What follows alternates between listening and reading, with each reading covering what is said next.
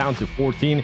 Wolves as well. I mean, they started off the day in 10th place. They're down to 13. I want to see a little bit more out of this NA teams because they're not really being able to show me much. And something that I've been seeing too out of Wolves, and a big factor from that team has been Coops, right? We got a chance to see him yesterday being able to put up some eliminations for the squad. It was in Sandhawk when he was the last player. Ever since then, I'm being completely honest here. I can't think of a time that we have actually been able to see him being able to get more eliminations, or for us to be able to talk about him. For a player that of his caliber, I want to see a little bit more out of him.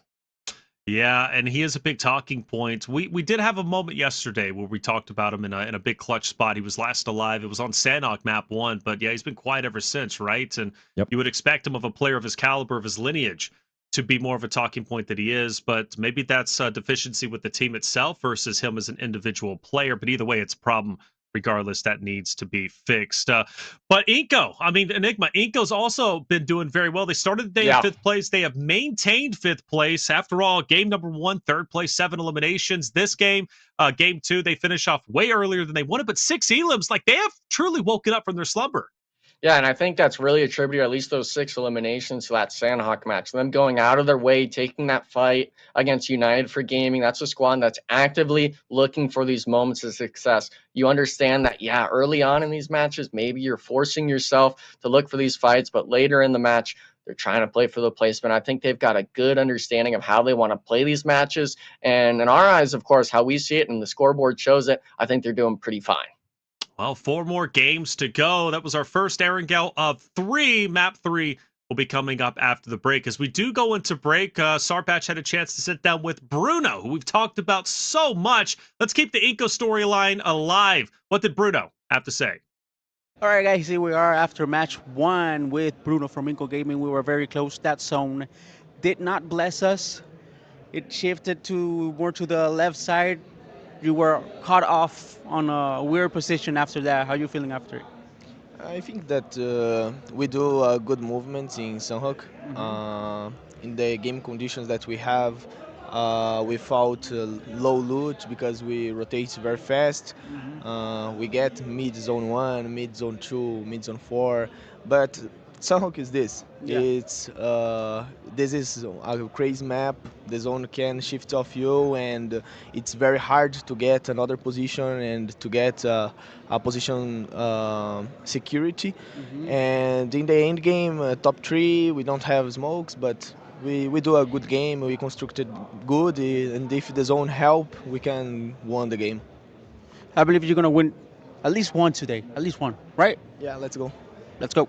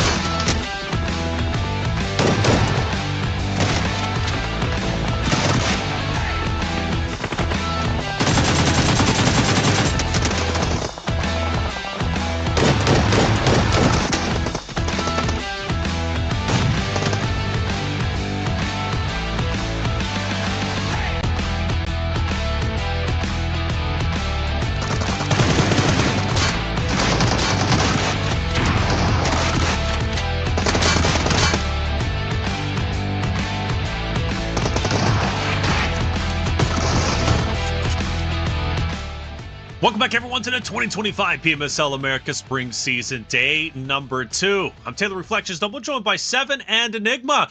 2 games completed, 4 more to go, and Aaron Gale back-to-back about to be underway. It's going to be a lot of fun, given the fact that Influence Rage is now on the up and up, getting to go huge win. Back-to-back days, they win game number 2, and they do so with a high number of eliminations. This Influence Rage roster is filled with nothing but veterans: Law, Jago, Lil Boy, Larazin. And Larazin, by the way, making great plays throughout his tenure on Map 2 on Aaron Gale. I expect him to do the same here. Diego is a player, though, Seven. What is he like? You know, obviously he's in the best region in the world. He's on one of the best teams in the world.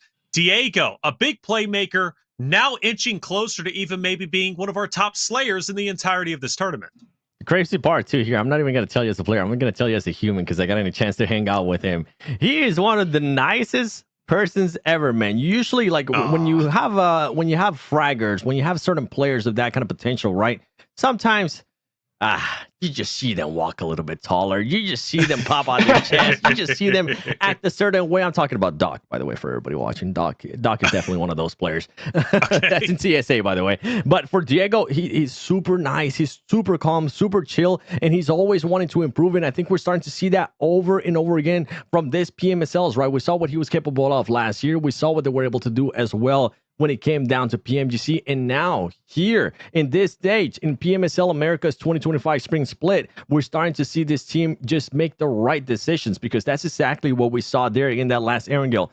They didn't have to fight anybody. They just had to be patient. You saw them being in a you actually didn't get a chance to see him, but I was keeping a close eye on them.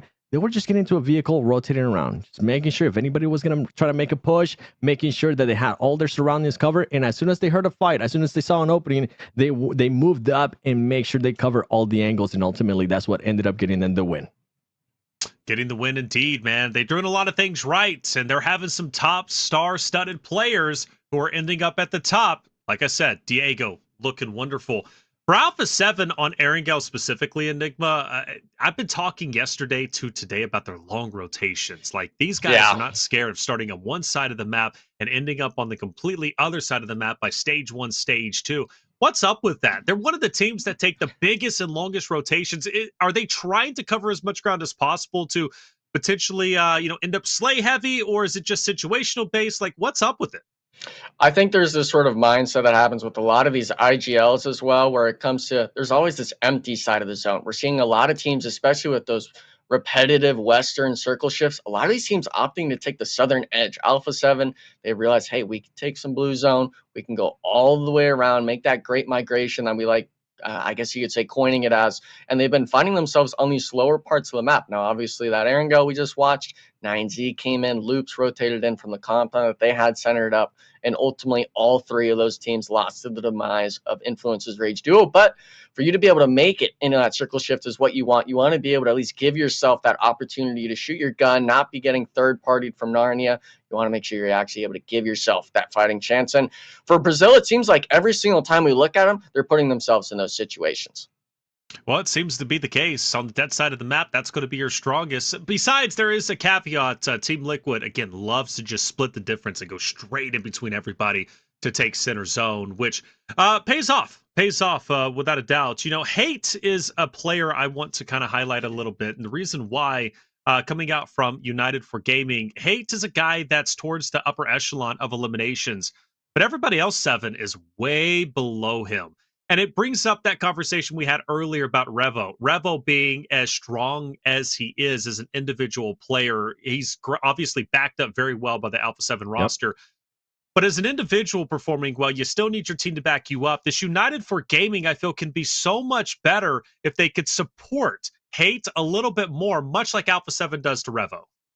Yeah, I mean, that's one of the main things, right, for some of the players. We were kind of even talking about it earlier in regards to Wolves being able to do that with Coops too. for some of these players, they just maybe still trying to figure out what is their actual role. Even though they might have the role, they're still trying to figure out what they need to do to actually position their players in a way that they can excel. I mean, we have seen in the past, especially going back to NA, where you have Fate being the IGL. In the past, he decides to switch off from the IGL. He decides to become a bit more of a fragging power, and he ends up working out wonders for them. So this is usually what we tend to expect from some of these teams here at the beginning of the PMSL. I'm pretty sure when we get to the second stage, we might see a little bit more of that. Teams actually setting and getting ready and being able to position their players where they can excel at.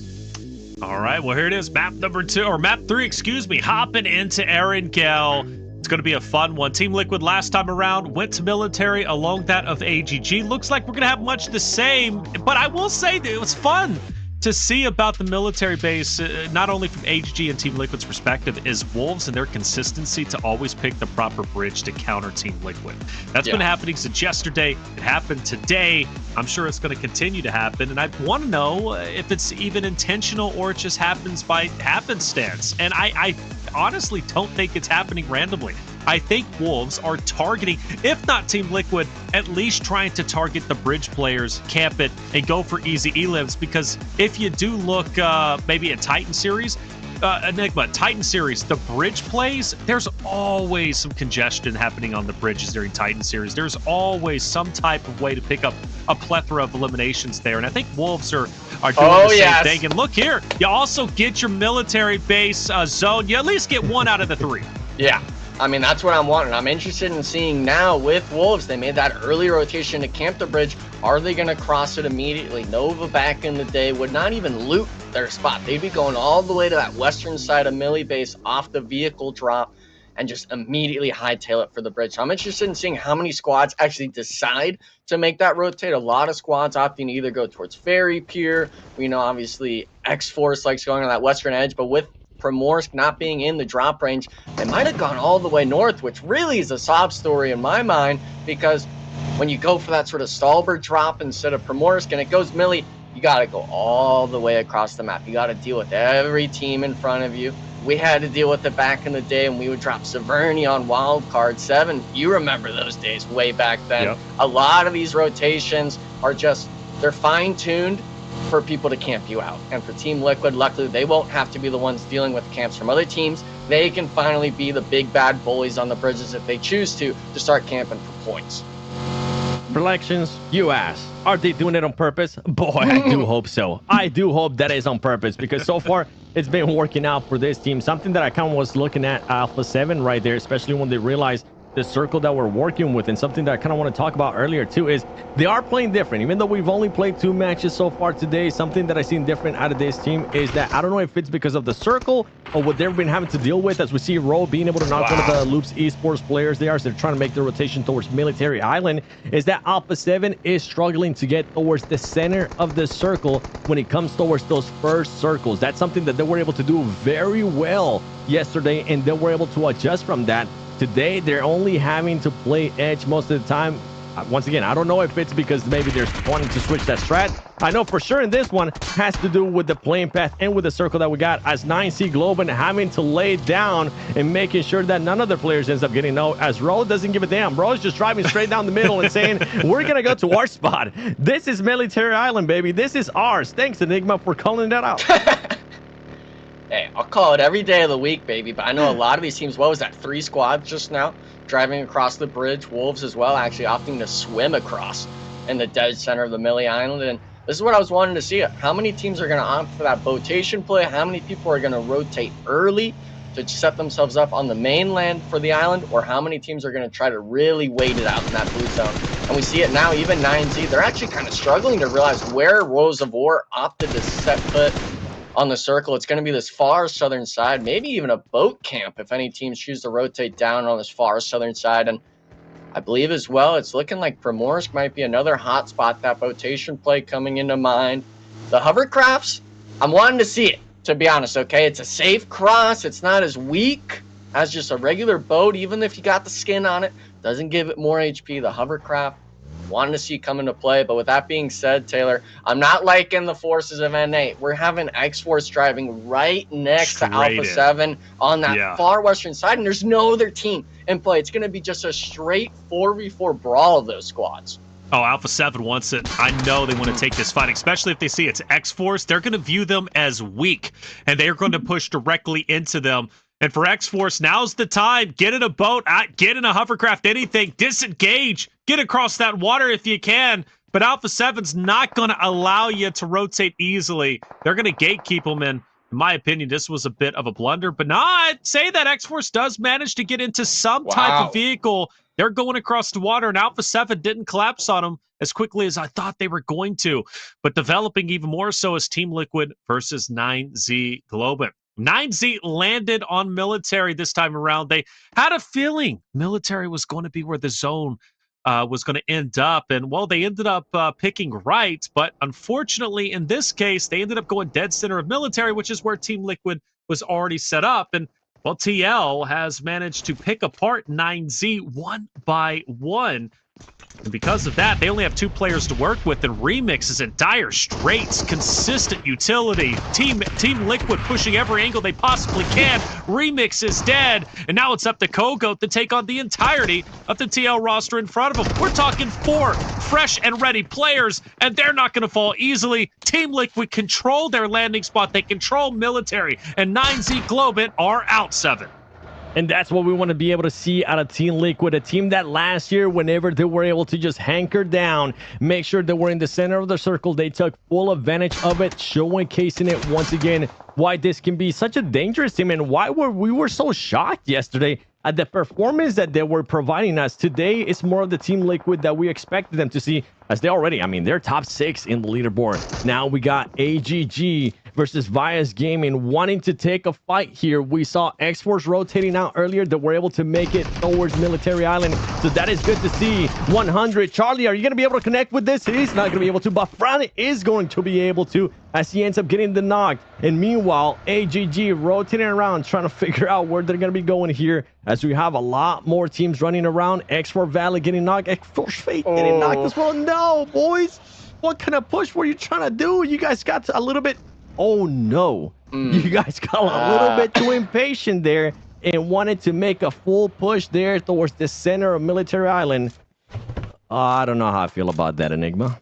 Yeah, it's just that rotation. They should not be expecting that compound in any way, shape, or form to be free for the taking. They took way too long on the rotation to get to the south side, and I feel bad for a lot of these teams really getting just too careless with these milli zones. I understand maybe it was free for the taking back in your own home region, but every squad now, when it comes to these sort of events, especially LAN tournaments, they're going to make sure you're keeping the basics standard. And these teams right now, they're jumping the gun, especially X-Force. They're not ignoring, or they're not, at least I guess you could say, taking in the information they should. They're just assuming what needs to be done. And unfortunately, it's just showing the fault in their plays. Rose of War now, they actually have 5 total eliminations as a squad, with it being only the stage 1 circle shift, us having 2 teams already eliminated, as well as 1 or 2 squads losing players. I think it just shows the lack of carelessness some of these squads are having, with it being this milli zone. I'm going to say Alpha 7, they're on the rotate over towards Military, and the shots that are ringing in, that's coming from United for Gaming, who takes a page out of the playbook of X-Force and will go ahead and rotate in Alpha 7 themselves. And oh no, Squash is in the water, and he has no choice but to swim over. United for Gaming, however, I don't believe are going to be able to cross the water easily. They're going to have to take all their vehicles, go towards the left side bridge, and rotate in, which good news for them. There's nobody camping that bridge. Of course, they don't know that just yet, but now I say they don't have a way to cross the water easily. They find a boat. But now you waited a little bit. Squash is going to see them on the boat, and Alpha 7 is already going to be set up on the shoreline. This story's not over with yet. United for Gaming have to play this very carefully, 7, or else Alpha 7's going to wipe them out. They want that elimination too. You can see them going straight towards that boat, trying to see if they can maybe end up spotting anybody. But as you mentioned it, Alpha 7, at least 3 players of Alpha 7 are going to be set here, and they need to be careful because Alpha 7 is going to be looking. Oh, no. He's calling it. Okay, that's Squash. Yeah, Squash, you're chilling. You know what? Just stay under. Maybe be a little bit of bait towards your team.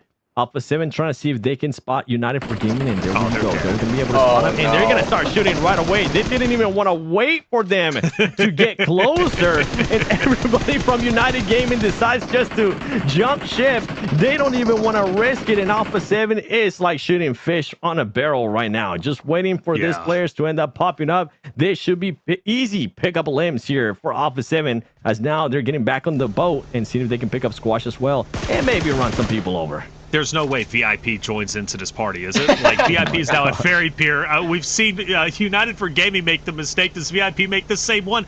Take the vehicles to the bridge. I know it's scary to cross that bridge. Typically, teams are camping it, but there's nobody there. They don't know that we do. Squash is picked up, and Enigma, you think it was strategic to drop Squash out into the water and pick him up later on so he can then call out the rotate from United for Gaming if they decide to do it, because he had a perfect vantage point, and most likely because of his call out, Alpha 7 was very well prepared to challenge United for Gaming before they got anywhere close to the shoreline. We call those happy accidents when it comes to the competitive spectrum. Okay, Squash, unfortunately for United for Gaming, I don't believe they were able to see how many players were in that boat, so I believe they actually thought all 4 Alpha 7 players were going to be stuck in the water. Instead of it being just Squash, they only saw that one boat leave, not both of them. And after that, I mean, we all saw it unfold in front of us. One big mistake I think we saw from Alpha 7 is going to be allowing Mystic from United for Gaming to be able to keep rotating in the boat. He potentially could save his teammates in the water if he can find the shots onto Alpha 7. And one thing, you were talking about VIP taking the boat. They might have misheard you. They were going right towards that pier looking for the engagements. Unfortunately, not going to find the knocks. And now, wait a second. They're giving the free shots to Alpha 7. They're free-farming right now across the water. The boat explodes. I believe they even got one player close to being knocked. That's not... What happened to the bridge? What happened to scouting back in the day, okay? No one by the bridge right now. Yeah, it's getting messy. It's very messy, and Alpha 7's very happy for this. They were the team to rotate life, first. I feel like Reflections. You what? I feel like they're hating life because they're just causing so much damage, and they still are sitting at 0 eliminations. We saw United for Gaming. They ended up jumping out of the boat because it was about to blow up, and then when they saw the players like what we're seeing right now with VIP happen here, stopping them from getting the hovercraft, which is actually really smart from Alpha 7, they ended up just denying the eliminations. Now they're trying to see if they can actually secure some. There you go. At least now Rebel's going to end up getting 1. Wow. There, a couple. Yeah, he's got him. VIP's fried. Legend. Ayuya. Nowhere to go. Taking a hovercraft is just adding insult to injury. On to the other bridge fight. This is on the complete opposite side, on the right-hand side of the map. Shoot to survive, going against Vios Gaming. And let's also add an Influence, Rage, and Inko into the mix, who are going to be just dragging behind. And, well, this is about to be just a cacophony of non-stop eliminations. And the question is, who's going to pick up the majority of them? And let's also throw IG into the mix. IG is going to be gatekeeping Influence, Rage, who's about to start crossing. Now Inko's running straight in. Enigma, this is going to be like your typical bridge fight. This is why I love bridge fights. I really do, because at times you get so many teams stacking up. That's what we have. 1, 2, 3, 4, 5 teams on the right side bridge. Yeah, as soon as the zone connects, by the way, they're all going down to blue zone. None of them are making it, and it maybe is going to be one solo making the, I guess you could say, the Mad Max kind of full send across the bridge and then driving in. You're going to be coming in 1 HP, no squad mates. Why even bother going for the placement at this point? I want to see all these squads just drive out into the blue zone, go for those engagements, because right now we're talking 13 teams. 5 of them are right here in one spot. The rest of the squads, they're all sitting pretty in the next circle shift. They're not caring about this eastern bridge, which, by the way, that western bridge, we were raving about it. No one took it after the first zone. They all opted for those vehicle rotations, and unfortunately for them, Alpha 7 was the only team to really get the points for them. And every second out here, I mean, it's really just showing how many meds these people have. We're seeing Marlon working with 2 bandages. His teammate at least has some med kits to his name, but the rest of these squads, as soon as you take damage, they're actually looking for it. They're going to start using it like it's candy out here. Darklight now getting pressured on. Has the shotgun shots, but he's waiting in the smoke like a rat in the night. These teams right now, I mean, this is the plays you make when everyone starts gridlocking each other, they don't want to rotate. Everyone goes for those points. And Taylor, at least Influence Raids, they're actually keeping their numbers strong somewhat here on the bridge. Yeah, they are. They're holding it down. And I do want to point out, Inco has made a hard rotate over towards the bridge where nobody is at. It's a big heads-up play. Seven, it's a bit of a leap of faith for Inco, right? Because they don't have the overhead map. They don't know that nobody is camping that western side bridge. So they're taking a leap of faith, but it's going to pay off. Yeah, and I think once they get even a little bit closer, there you go. Now they're starting to get a little bit closer towards the bridge. They're gonna end up realizing, okay, boys, I don't think anybody's gonna be holding this. There was so much shooting going on that eastern bridge that is the right call. And honestly, once again, impressive play. Little things like this, impressive play there by Inco Gaming and showing why currently they are the top NA team when we end up showing the overall. Because of a little place like this, they're allowing themselves to, you know what, let's secure a spot possibly within the circle or at least inside the military island without having to fight our way in like all of these other teams are having to do. And they were able to make it in. Nobody ended up getting knocked. They didn't have to use any utility. And on top of that, they might even get an airdrop as well. So great heads up play there by Inco Gaming. Now we see it, the Force 1v1, and what do you know? Both teams eliminated. Only one of them got the elimination. I believe it was actually one Vios Gaming player, Nunez, making it in, so we knew, at least I knew, all those players, they were done for. And going back to the Inco Gaming rotate, we see them now. They actually kept going to the far south side, which should have been X-Force's spot, right? Instead, they went to Rose of War, completely free on the south side. Now, unfortunately for Inco, there's not a lot of terrain, really. They can play too much, but seeing something a little spicy here. This north side loops really has to be careful. Never mind. I know Team Liquid's there, but still, dealing with the pressure, dealing with the active play, I guess we could say, from Team Liquid, opting to look for this engagement early on. Unfortunately, they did lose Cardozo early on here, Seven, but Team Liquid, through the eliminations they've gotten over the last two maps, I definitely feel them taking a good engagement here with loops. Yeah, with Team Liquid, I'm fine with them losing a player there earlier on. They're currently still set. They have that little height of, and not even a height advantage, right? They have a bit of a crater there in front of them, and they just have to make sure they fend off all of this utility that Loops is going to have to end up using on them, because they know that Loops is going to have to push in. Are they going to be ready, though, with this vehicle push? That is one thing. That is the only thing that you kind of have to worry about with that man disadvantage. And luckily for them, Loops as well does have three players too. Chief is getting ready with that grenade. Loops is going to be going around trying to get some different angles. Getting actually a little bit spicy here, as Alpha 7 might end up getting eyes on this fight. And if they're not, this is a perfect... Oh, no. Okay, Vitinho, don't do that to me. Don't scare me like that. I thought he was going to end up Molotov himself. Nia Zelda being able to find a spot right there towards the towards the top of that little hill, not being able to connect with the grenade, and instead, Chief is going to end up connecting with the grenade. Great hold so far here by Team Liquid. Yeah, Team Liquid, but also Savage, take them into account. They were in blue for a long time. They were all in a vehicle, all three of them. They ended up rotating down to the southern portion of the map, just behind that of Loops. And they've been third party in this fight, and now they're even going to throw their hand over onto TL. Interesting, though, for Loops is they left Rafina behind to be that off angle, and, well, it doesn't work out. And I'm curious why he didn't just push with his roster. Why not just full send it into Team Liquid? Utilize your numbers. Was he there as the anchor? Was he there as the off angle? Was he there just for a contingency plan? Maybe, I don't know, Loops loses their life. He can stay alive and go for the placement points. Either way, it didn't work out. You got to give credit to Team Liquid. They stay alive, but I'm with you, Seven. I thought Alpha 7 was going to third party that a bit more aggressively than they did, but I believe they caught on that Savage was going to be coming in full send, and that's why they kind of pumped the brakes. That's right. And I mean, I'm also scratching my head in regards to why Loops decided to leave Rafinha back there, because with the terrain change, they were making the push. They know that he wasn't going to be able to get any angles unless for some reason he wanted to try to get on top of those buildings, which just wasn't going to be happening. And Team Liquid, I mean, with this positioning, they're continuing to hold people off. Inco now having to find a way to make a push here towards Rose of War, but Rose of War defending it well.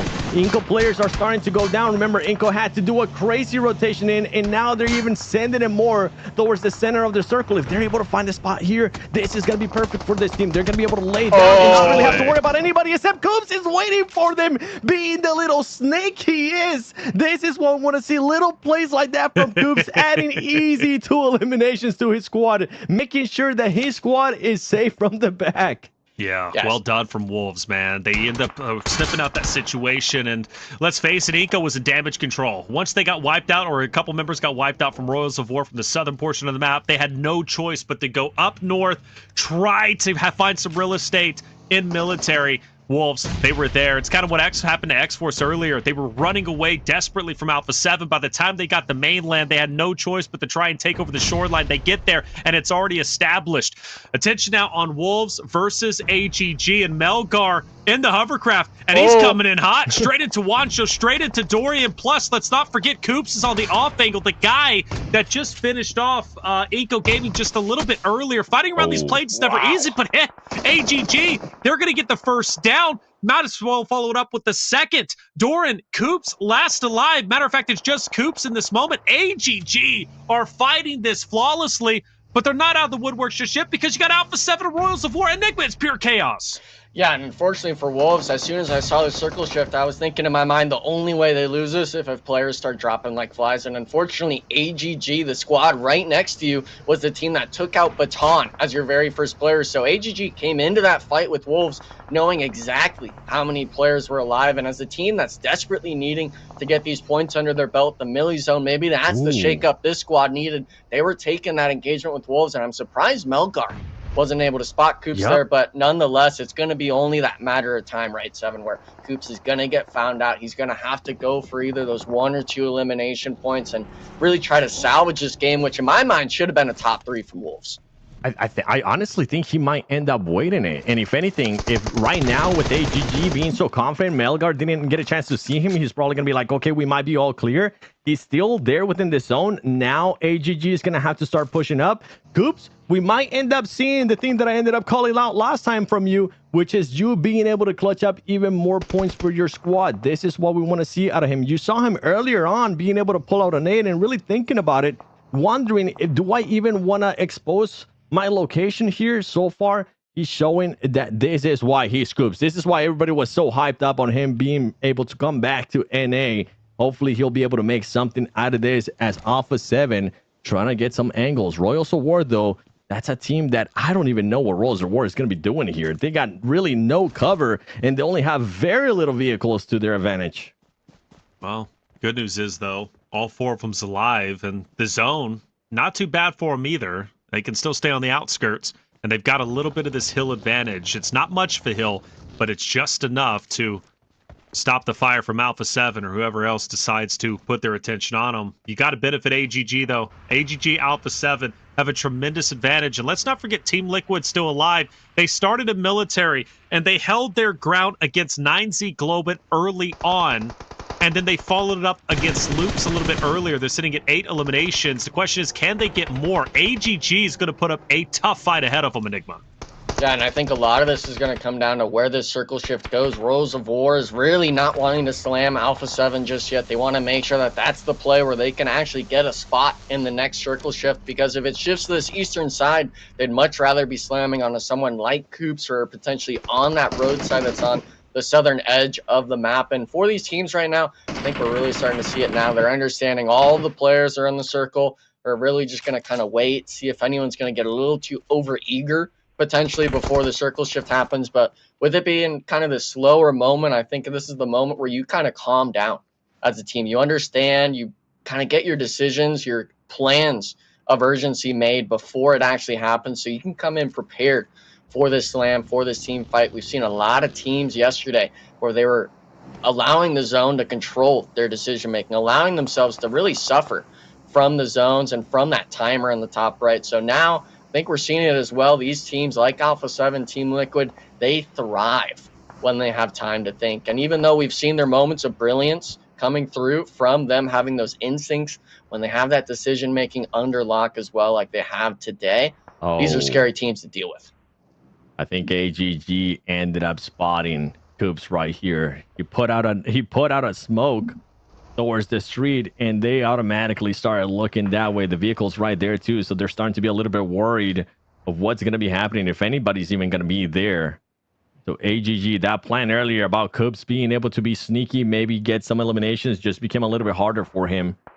AGG is aware that he's there, but if they end up overextending, Alpha 7 might end up getting angles on them too. They still have the hovercraft to their advantage. So if they, I'm pretty sure once this next circle is going to be end up popping up, they might try to get towards the middle, blow that thing up, and use it as cover. But first, they're going to have to deal with Coops, as Coops is still within the circle. Team Liquid's going to end up spotting the hovercraft as well. They're going to be taking shots. They have vehicles to their advantage too. Remember, they took care of a lot of people, so they might end up having some utility to work with too. Smart. AGG versus Team Liquid now wanting to engage, now having to engage, as Royals of War is also getting into the mix.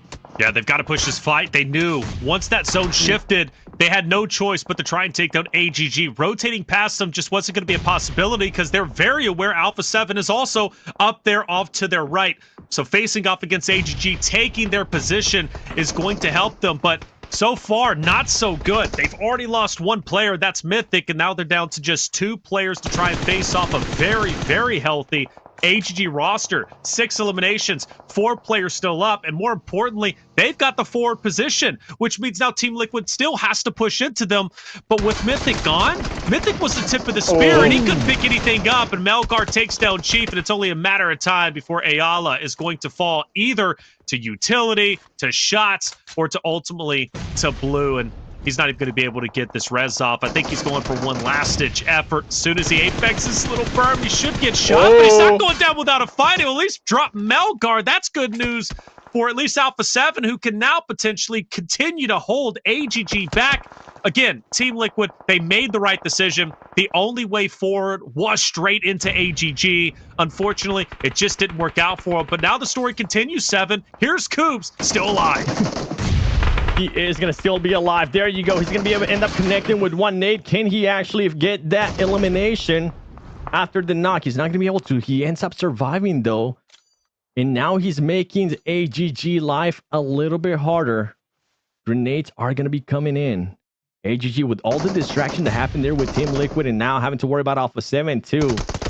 Getting a lot of pressure here, not only just from Alpha 7, from Coops as well. Coops having to make sure he stops and cancels that grenade. There's only going to be just one more player, and these are all placement points that he's going to be able to collect. Look at this now, a top 3 secure there by Coops. So people might have said in the chat that he was sleeping, that he was being not a factor towards this team, but he made the right play. He ended up sacrificing his team to secure extra points for them, and this little awareness stuff like that from a player of that caliber that I want to continue seeing. Even if the team is not performing towards the likes of what we want to see. One player can make a huge difference. Royals of War trying to see if they can maybe make a huge difference with those 9 eliminations that they have. It's going to be difficult, though, because Alpha 7 is really set up. Yeah, and I think Royals of War, you might actually honestly have to push towards Mafioso or Revo. You can't allow it to be up to choice. After this, it goes into nothing. And in my opinion, when you have that player on the roof, you're really going to be struggling trying to push into the center of that last circle. Doesn't matter if you have the vehicles or the smokes, the utility Alpha 7 must be sitting pretty on this far western side of the zone has allowed them to just really crane over the competition. And I love the play. We got to bring it back with Coops playing passive, allowing Squash that's playing that northern rooftop to essentially be your teammate in that situation. Get the damage going on to AGG and secure the placements. I'm not sure if he's actually going to be able to get any more placements, but man, Alpha 7, they're getting way too aggressive with it right now. I think it's perfect. You're loving it? You're loving it? With that, yes. Well, you said it, right? Where was Royals of War going to go? To Mafioso. Like, they're going to try and utilize that rock. They have 0 cover. The only cover they have is where Mafioso is currently at. But Royals of War find an opportunity to drop Squash. And I don't believe he has been spotted, so he's just going to stay there. But the reality is Royals of War still have to push forward. I think Alpha 7's in a great power position, but it's going to come down to utility. Can Royals of War effectively connect? Can they take down Mafioso on that forward rock position? Because that's the next objective. They take Mafioso down, it makes their lives a lot easier. And by the way, chat, just an update, Coops is still alive, hanging out in the outskirts, trying desperately to secure a second place. But now we're in stage 9. This zone is going to collapse into nothing, and Coops has no choice but to finally get active, throws a couple utilities out there, and believe it or not, takes down Victus. He's still finding eliminations, and Victix is fully gone. Coops, a one-man army.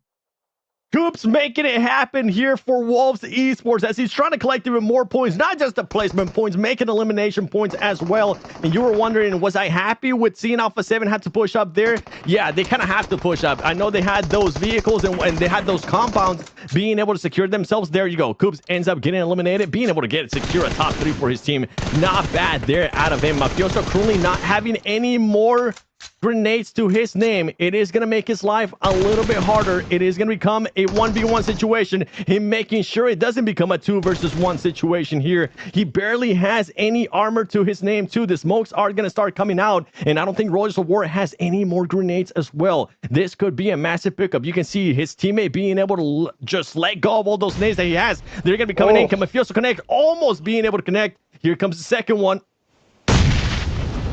Oh, and he does it with style, boys, turning the player camera around and showing his face saying, yeah, I know people have been down on me, but I'm still able to get those eliminations even though I'm the support player. Alpha 7 fighting back strong on game 3 of day 2. And they will secure their 3rd winner chicken dinner of the 2025 PMSL America spring season. 2 of those wins coming from Erangel, one of them from Sandhawk. But they're undeniably back on top because Intense Game ended up falling a little bit earlier on than they wanted. Alpha 7 most likely overtook them once again. They only lost first place for a couple of maps, but they managed to regain it in just the nick of time, Enigma. Yeah, and for Alpha 7, I think it really comes down to having trust in your teammate. Instead of going for that revive, you said, hey, drop me those 2 frag grenades. I'm going to land a dime right on top of them. And for the most part, that first one did a little bit of damage. The second one secured it. And for Alpha 7, you got to have faith in your teammates, right? It's not just the Revo army. It's the Alpha 7 army in these lobbies. And for the most part, obviously, we see Coops as well at the end there. I was getting a little worried for Alpha 7. He actually knocked one of those players as he was coming in from the zone, not just that Royals of War thirst he had early on. So those players right at the end, man, showing why they are big names in this lobby. And finally, as well, we can't stress enough, Wolves pulling up to the competition finally after day 2. Yeah, well done. And man, just recapping, watching the replays, you get a sense of how deadly this map was. Military zones are always chaotic, and this one was no different. Team Liquid started off the game controlling military against 9Z Globant. They did a wonderful job pushing Alpha 7 back at times. They were pushed in by multiple other teams, and they managed to hold their ground. But where they ended up ending was against AGG. Once again, I stress, though, Team Liquid had to push into AGG. There was no choice.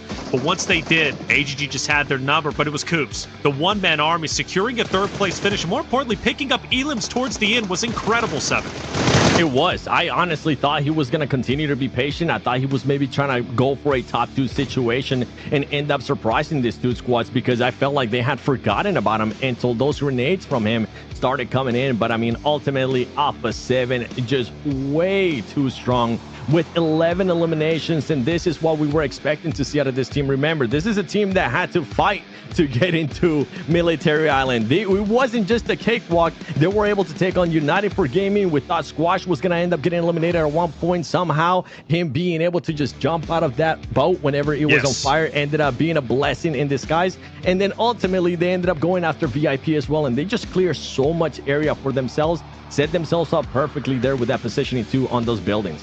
Yeah, the positioning was great. They got a little bit lucky that the left side of military was not as active. I say that, yes, it was, but you got to think about where they were. They were on the shoreline. Everybody else was in the water. It was easy picking, shooting fish in a barrel. And well, Alpha 7, they can clearly do that. They can shoot even players moving across the map.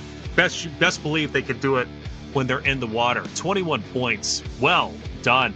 But Royals of War making an appearance. They've been heating up a little bit today. They've had some great moments. Game 1 was a bit rocky, but Game 2 not too bad.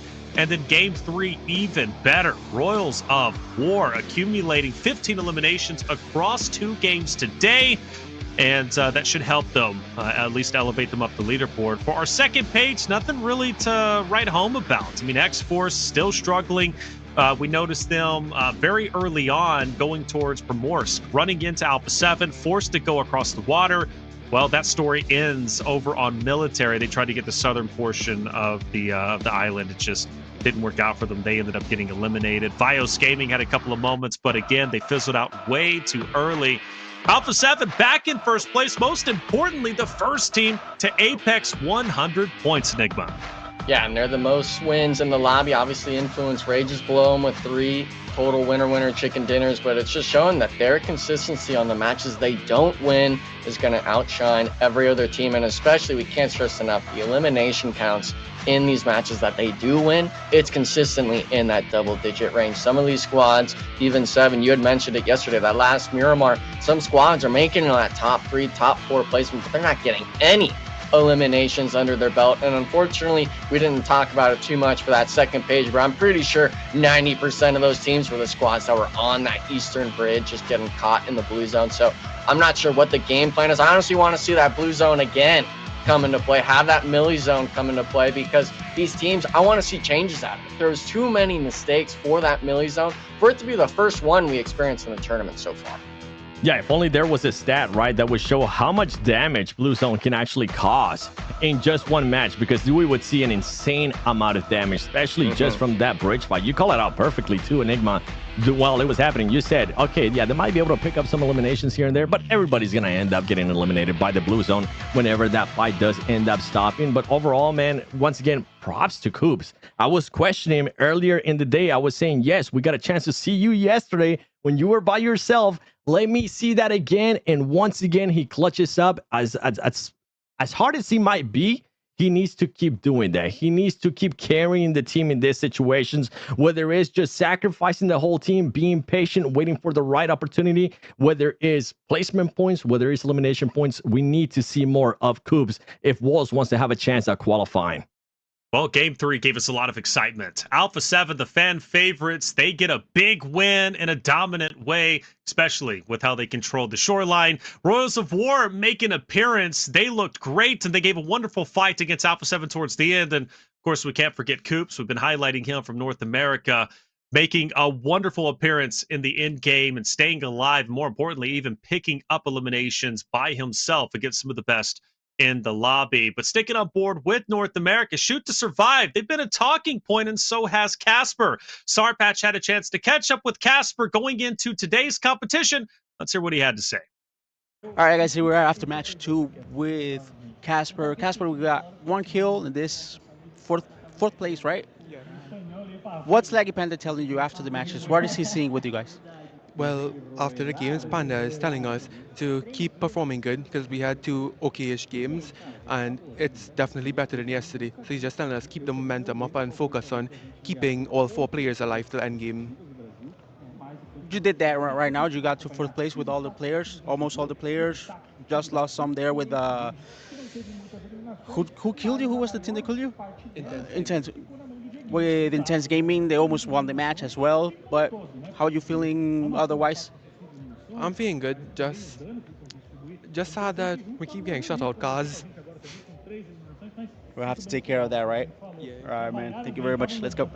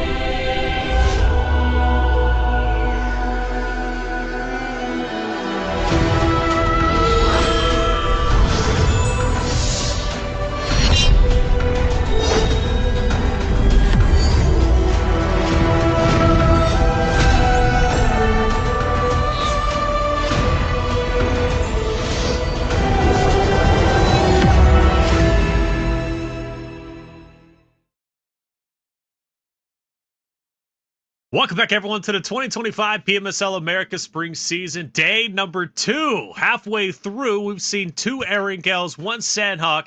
We've got 1 more Erangel remaining, which would be map 4, which we're about to hop into. It's been a wonderful day, a wonderful time, of course, with 7 and Enigma. And with 1 more Erangel to go, we got some storylines to still unfold. Alpha 7 in first place. Intense game need to catch back up.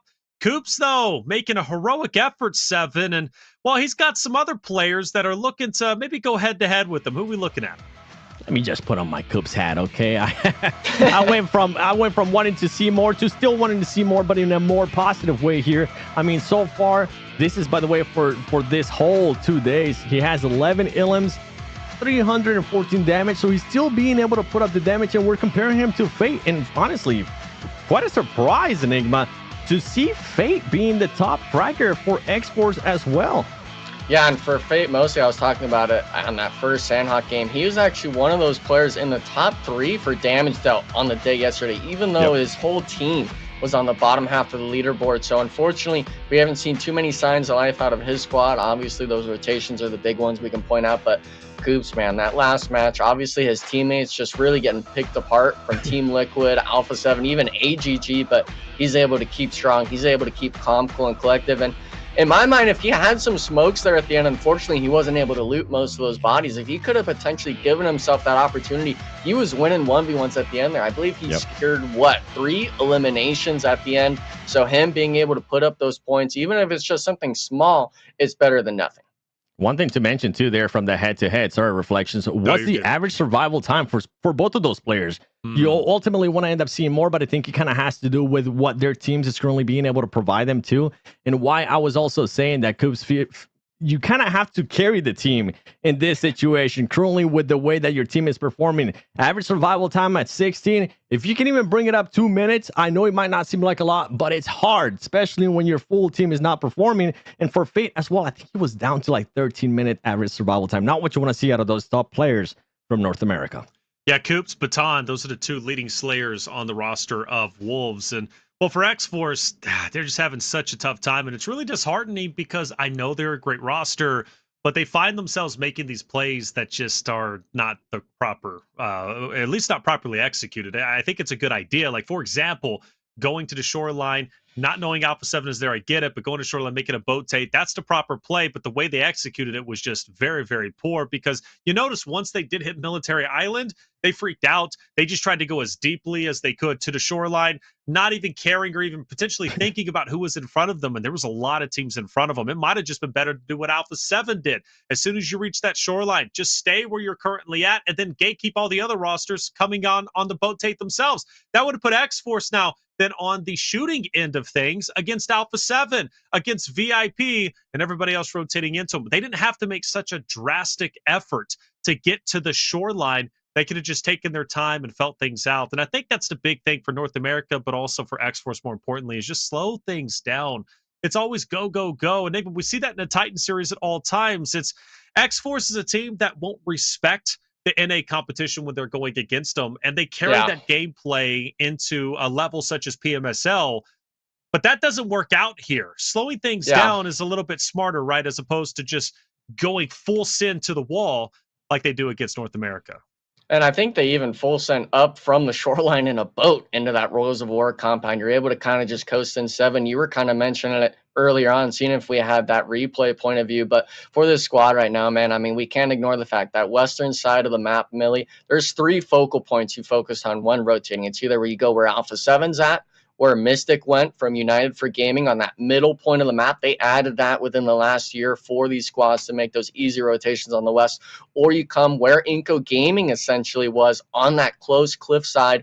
Instead, they just get lackluster. They go right down the middle in the shoreline, and they're essentially nowhere close to any vehicles. I'm not surprised they got free-pieced by one of the members of Royals of War, because you're just allowing yourself to do these careless actions. It's one of those eye-opening experiences that, Fate's really the only player on this roster that has this competitive experience on stage.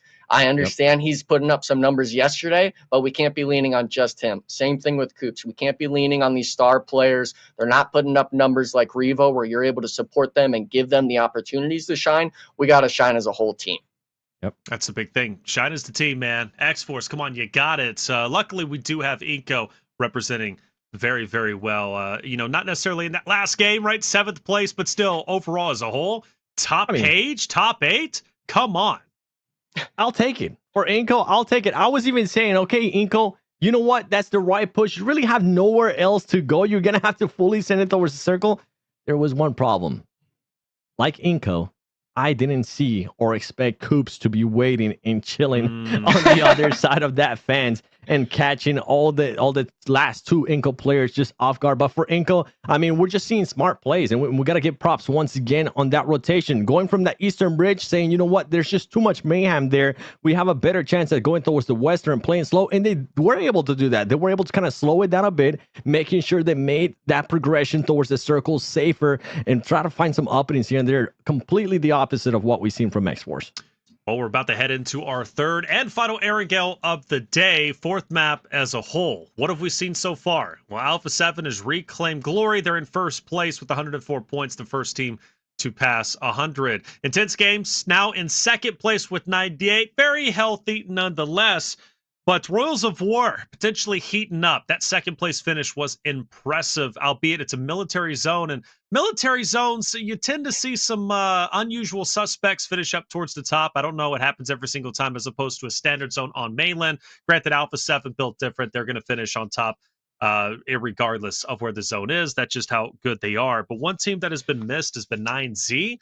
Imagine, 9Z, last place last game. They are not happy with that result. They faced off against Team Liquid for center military zone control, and they were obliterated. All 4 players died. Meanwhile, Team Liquid walked away with all 4 of their players and ultimately would go on to finish relatively high 6th place with 8 eliminations. So 9Z out for vengeance, and they want victory.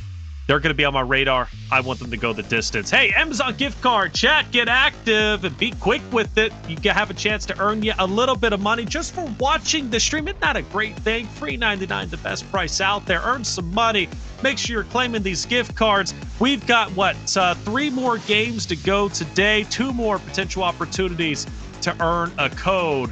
I wish you all the best of luck. Erangel, map number 4. This last time we'll be seeing Erangel today, but at least the player's perspective, Enigma, they're well and ready for this. This is the 3rd time they're going into it. They know exactly what's about to happen, and that plane path is relatively low. I'm still feeling another military zone.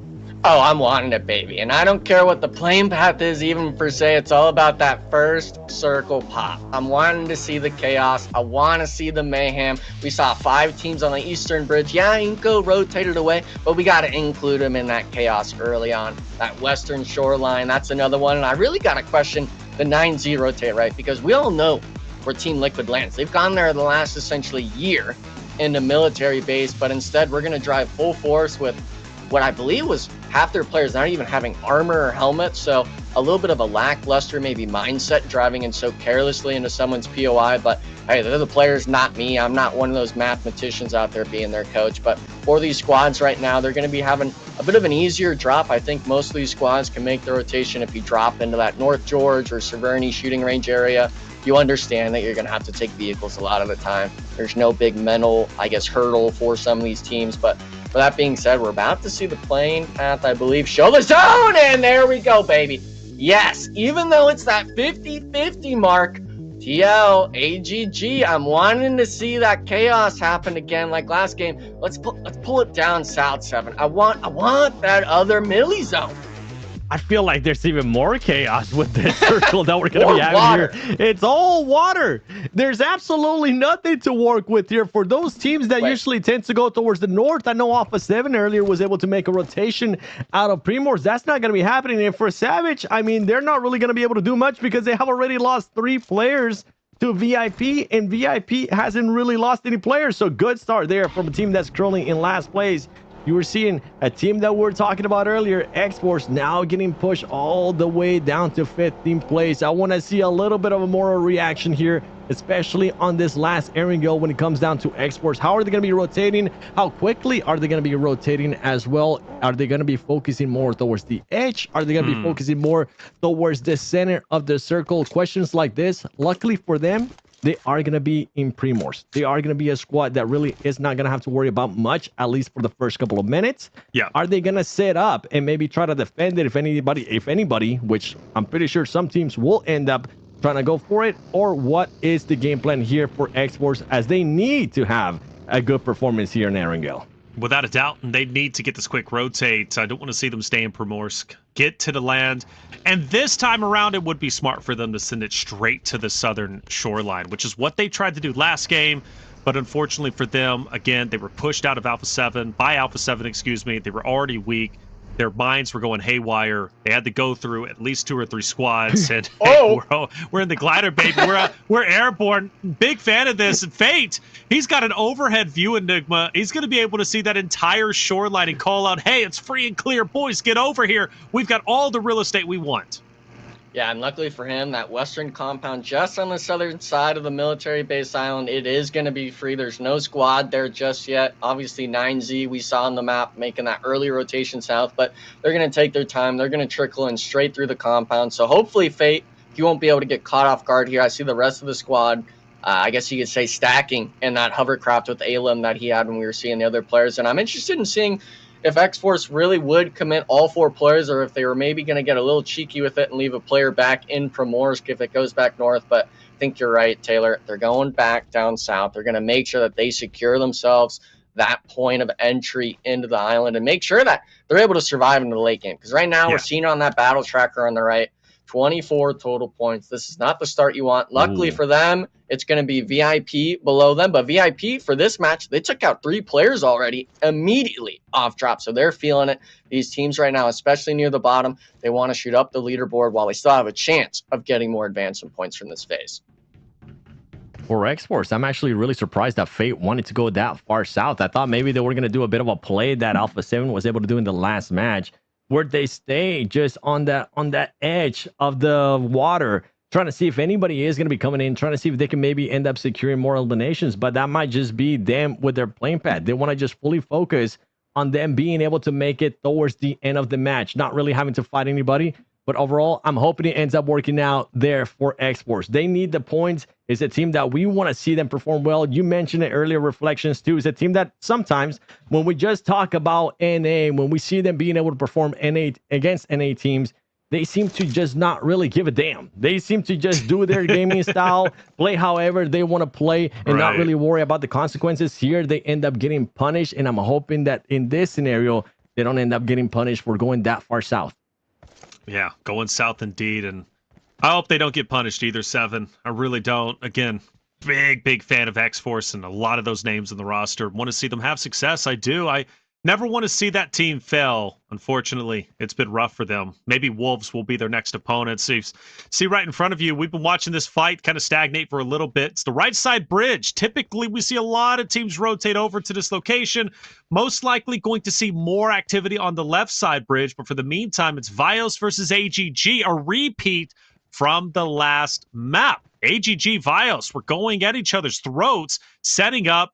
Vios, I believe, ended up taking the first early hits. It was AGG who was victorious, but let's not forget there were multiple rosters who ended up pushing through them. Fran has an opportunity maybe to pick up one. That's going to be Igor, who might be apexing up just a little bit, Deminor as well, and hopefully Vios is going to be able to at least pick up that Fran is on this elevated position. They were looking up at him earlier, and I think they know where he's at, but if they don't, he's going to pick them apart. All eyes on Fran as some damage is already going through. Vios is taking it. Oh, that's going to be 2 players knocked, I believe. Fran actually, never mind. He's actually only going to be able to get the 1. His teammate got knocked on the off angle all the way on the eastern edge. His support factor, luckily Fran, he said, I'm going to get the job done. Winning another 1v1, leaving Menor out in the open. AGG needs to start supporting the squad mates, leaving the compound, accumulating the forces down. Here we go now. Charlie finally making the cross around the bridgeway, and now Vios, yeah, they're forced to go into Nunez again. 2 games in a row, forced to play the solo play, but this time around, 7, it's going to be stage 1. This isn't stage 4 or stage 5 where you might get lucky with placement. You still got every other team left in the lobby. Yeah, and for Fran, not gonna lie, I was a little bit scared there when he was on top of that bridge, just waiting that long. I thought maybe they were gonna end up getting him with the TPP. Luckily for him, ends up getting 2 eliminations to his name. I know he'll be happy about that. And earlier we talked about all those teams that were on the Eastern Bridge. We're not gonna have to worry about this one. This time, we're going to have to worry about that Western Bridge, because I feel like there's going to be a lot of teams, especially if it does end up going to Military Island, which is definitely what you want to see, Enigma. I'm with you there. I want to see it again, too. Maybe get it 2 out of 3 matches today. We're going to be seeing just so many teams compacting here, and I'm wondering who's going to do the Inco play that was able to do it in the last match. Who's going to maybe decide, you know what, that might be a little bit too much mayhem for us. Let's go back to the Eastern Bridge. Yeah, but the north side's always that deadly factor when it's these sort of circle shifts. And Taylor, I know you've seen a lot of these zones play out in this scenario where I think if you get stuck on this northern side on this western bridge, you just start brawling out away at the compounds. You don't even fight on the bridge half the time. You just start going for those eliminations, and then you start sending it off crazy, whether it's the bridge or even the ferry pier, just to start swimming to survive. Yeah, and I think some teams might want to start contemplating swimming could be the better answer. Alpha 7's one of them, IG2. You're looking at number 1 and number 2 on the leaderboard, potentially running into each other at Ferry or Primorsk. Loops, though, getting active themselves. They're going to be one of the many teams on this western side bridge. Everyone thinking, okay, we got to push forward. We at least need to get to middle bridge to be safe in the next stage. But is it even possible? It's going to be tough. You've got a lot of teams already set up over in that location, including Shoot to Survive, one of our North American rosters who are set up. One up top in Casper, Klaus just underneath by the bridge. So everybody making the adjustment. Do we want to swim? Well, maybe so. Alpha 7 looking like they're already getting a head start, potentially finding a boat, maybe even a hovercraft. You've got United for Gaming, who's inching their way closer to Ferry Pier themselves. 9Z is going to be setting up where Alpha 7 set up in the last match to gatekeep those teams coming across the water. Great chance 9Z can output a ton of damage on A7 if A7 goes straight into the shoreline. That's right, and that's why I was wondering if maybe X-Force was going to be that team that ended up positioning themselves up here and seeing they could maybe end up getting some eliminations. So far, though, for Alpha 7, from what we're seeing, 9C wasn't fully set up like they were. That's why you see them being a little bit worried, thinking if maybe a team is going to be able to spot them. For them, they're going to get a free rotation out of this. Nobody's really going to end up challenging, and that is going to be massive for them because they had to do a full rotation from North Georgia Pool all the way down. Impressive timing, and honestly, some luck there for Alpha 7 not getting spotted by 9C and not getting spotted by any of the other teams that wanted to take the high ground. Now they're going to be that team that's going to be a bit of a pain, especially if they get up to the top of that cliff. For IG, for any of some of the other teams that might be looking to make a rotation, whether it's with a hovercraft or with a boat, it's going to be a lot harder because Alpha 7 is going to be waiting for you. Yeah, but talk about waiting. I mean, Rose of War full sending on a United for Gaming. They're actually trying to dip in the hovercraft. Too much HP for one M4 clip to deal with. I believe that's going to be all players from United making the cross in the water. A little bit of a scary scenario for one of our teams, but I mean, the bridge plays, especially that last match, having so much PTSD for some of these squads. They're opting not to make any rotation around any bridge right now. They're either forcing the swim or they're finding the hovercrafts, and we got to bring it back to this Alpha 7 play. I was worried they were going to drive right into wolves, but instead, wait a second, don't shoot the glider, please! That's intense game out there. That's IG, man. IG getting crazy. I know you guys can't see the map, but they are hugging the blue zone way out there in the water. If they get dropped way out there, they've got a long zone. They might. They're on fire. No. They're dropping. Oh, what an effort, though. What an effort that was. You don't often see the gliders utilized as many times. We've seen it twice in the same game 7. You love to see it. I was hinting at it earlier. I was calling it the wrong thing when it came down to the hovercraft. Maybe I was foreshadowing, wanting to see that glider, and now you mentioned it. We got a chance to see it twice. It didn't end up working out there for IG, as it was just too much with Alpha 7. By the way, Vios Gaming once again getting knocked right there, being eliminated, sent back to the lobby. That's one team from yesterday to today reflections. I was expecting to see a little bit more out of them. Yesterday, they were quite an exciting team to watch. Every single time we felt like we went to them, we were starting to see fights. But so far today, we really haven't been able to see much out of this team. And if I'm not mistaken, they really haven't gotten that many points. They've only gotten 3 points the whole day. Yeah, speaking in regards to loops, right? Yep. No. Vios Gaming. Oh, Vios, yeah, they've struggled. They really have. Again, they've been in a lot of good moments. You go back to the last game, camping the bridge, and even this time camping the bridge. Like I'm thinking Vios, they're going to pick up quite a bit. But last game 2 eliminations. This game going against AGG, they get eliminated themselves, last place. Yeah, they've struggled, man. And it's a team that was much hyped up, at least from my perspective. I was hyping them up, and I still will. But they just fizzle out early. I don't think Vios is at the skill ceiling that they want to be at. They're not at their peak. I would love to see that roster stay together, though, because I think in the future, they could be nasty. I truly believe in that roster. I believe in them as an organization. The question is, though, can they stay together long enough to even go into the PMSL fall season? That would be a treat to behold for sure. Team Liquid has parked the bus on the outskirts. This water enigma, I mean, actually, I think it's one of those rare zones where there's more water than land.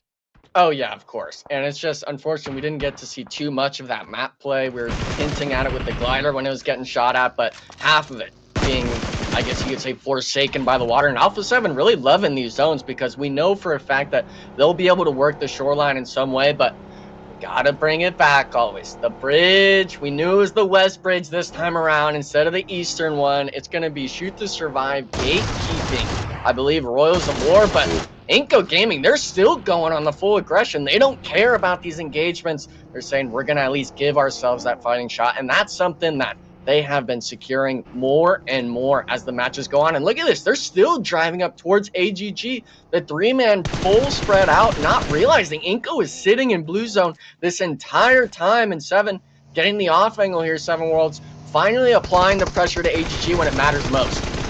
That's right, and Inco's going to be looking to get this spot. There you go. There goes one knock. Now they're going to have to switch around. One of the players is almost getting knocked, but Inco staying alive with only Melgar being the last one alive for AGG. Easy pickings there for Inco Gaming. Once again, making the right decision, up to 4 eliminations, and gonna have to find a way in for X-Force. It ended up working out for them going south as they are going to be within this circle. Alpha 7, all those teams towards the top. 9C, remember, that was a team that was set up very early on. They just didn't get to the cliff in time. That might end up backfiring, especially with a new circle, having to go over Alpha 7, having to go more than likely over S2S and also VIP. That is going to be very, very tough as Shoot to Survive is looking to get into a fight with VIP. Yes, they are. Shoot to Survive pushing up. VIP currently inside of the building. This fight is taking place just outside of the new stage. So pushing forward, it's going to be a necessity. Getting rid of this team, it's only going to make your life a little bit easier. Klaus with the nice nade, I believe connects enough. Yes, it does to at least drop Poppy Sour. Now he's going to focus his attention on another VIP member just ahead. That's going to be Frady, who managed to take a little bit of the high ground. Darklight and his crew pressuring the outskirts, and VIP quickly falling apart. I say that, but then Legend, Ayuya start the fight back and in fact turn the tides of the engagement and take down Shoot to Survive. It goes from Shoot to Survive having an undeniable edge to then all of a sudden they take it back into their fingertips. 9Z now pushing up onto VIP. This is where that fight just took place.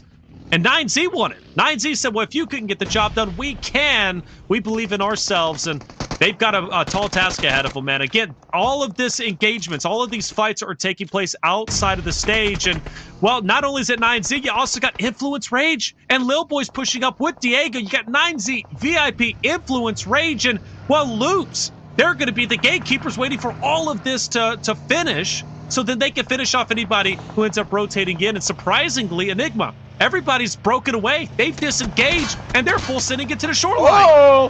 Yeah, and I'm really interested in seeing if 9Z's just going to full send VIP. You know they're a 3-man going to the coastline. You understand they're all split in the vehicles, but this north side is still just this little clown fiesta with cars going around. Loops coming all the way from the zone on the eastern edge, finding their spot finally as these teams were brawling in the northern edge. And now we see it where VIP kind of ended up. We're going to get a quick replay. This is actually going to be X-Force on Inco Gaming. This is going to be the far south side. Fate with a nice Chico 1v2. The support from the squad mates being able to clean up the squad. In my mind, 24Ks was knocked there, but it looks like Fate, man, just putting in the paint, finding the shots down. This is the player that we talked about with the damage. He's making sure it happens. And for that squad, for X-Force having 4 elims with 4 players up, they're looking good right now, Seb. They're looking great. And remember, this was a lesson too from yesterday. They ended up getting caught with their pants down when a team pushed up behind them. They were ready this time. You can see they're starting to do a bit of a VOD review. And also, if we were to look at the map right now after this fight, I mean, X-Force is split. They have Fate currently in some buildings as they're trying to take care here of VIP, the last 2 players standing. Hayuya is going to be able to heal up. Nice. But the grenades are going to be coming in, barely being able to survive as Hayuya is going to be jumping away from this fight. He wants to survive a little bit longer and see if he can maybe start clutching up some placement points. But I'm really enjoying what I'm seeing here out of X-Force. I'm wondering if at some point, are you going to decide to disengage, especially with Fate currently in a great position? You know, as soon as this circle shifts, if it's anywhere near Fate, they're going to have to make a quick move because some of the other teams might want to go for those buildings too, and you want to be ready for it. And there you go. They're going to hop into those vehicles and hopefully just go back towards where Fate is. Yeah, they can maybe even do a 2-2 potentially, but someone definitely needs to team up with Fate. You can't allow Loops to get a knock onto him there. Obviously, we understand Fate's a great solo player, but there's times and moments for those situations, and he's already done that. This is the timing now. This is the late game where you have to play as a squad. And the nice thing is Valak actually knocked and thirsted one of the IG players, leaving it down to just a solo on the south side. So in my mind, you could honestly be allowing those 2 players to brawl it out on the shoreline and then get the easy picking scraps from the top side. We actually see 24 Ks was the player left. Alem grouped up with the squad mates. And Alpha 7 now, this is the question mark we have. They made this rotation on 1 vehicle. They don't have any more of these land usage vehicles. It was only a boat. They're going to have to move in on foot. And now we see it 9Z full sending into the dead open. I believe it's just a super small dip here that Law's next to, allowing himself just to rain down the terror on these teams, man. 9Z Remix actually being the last player alive here, Taylor. Team Liquid trying to find that last elimination.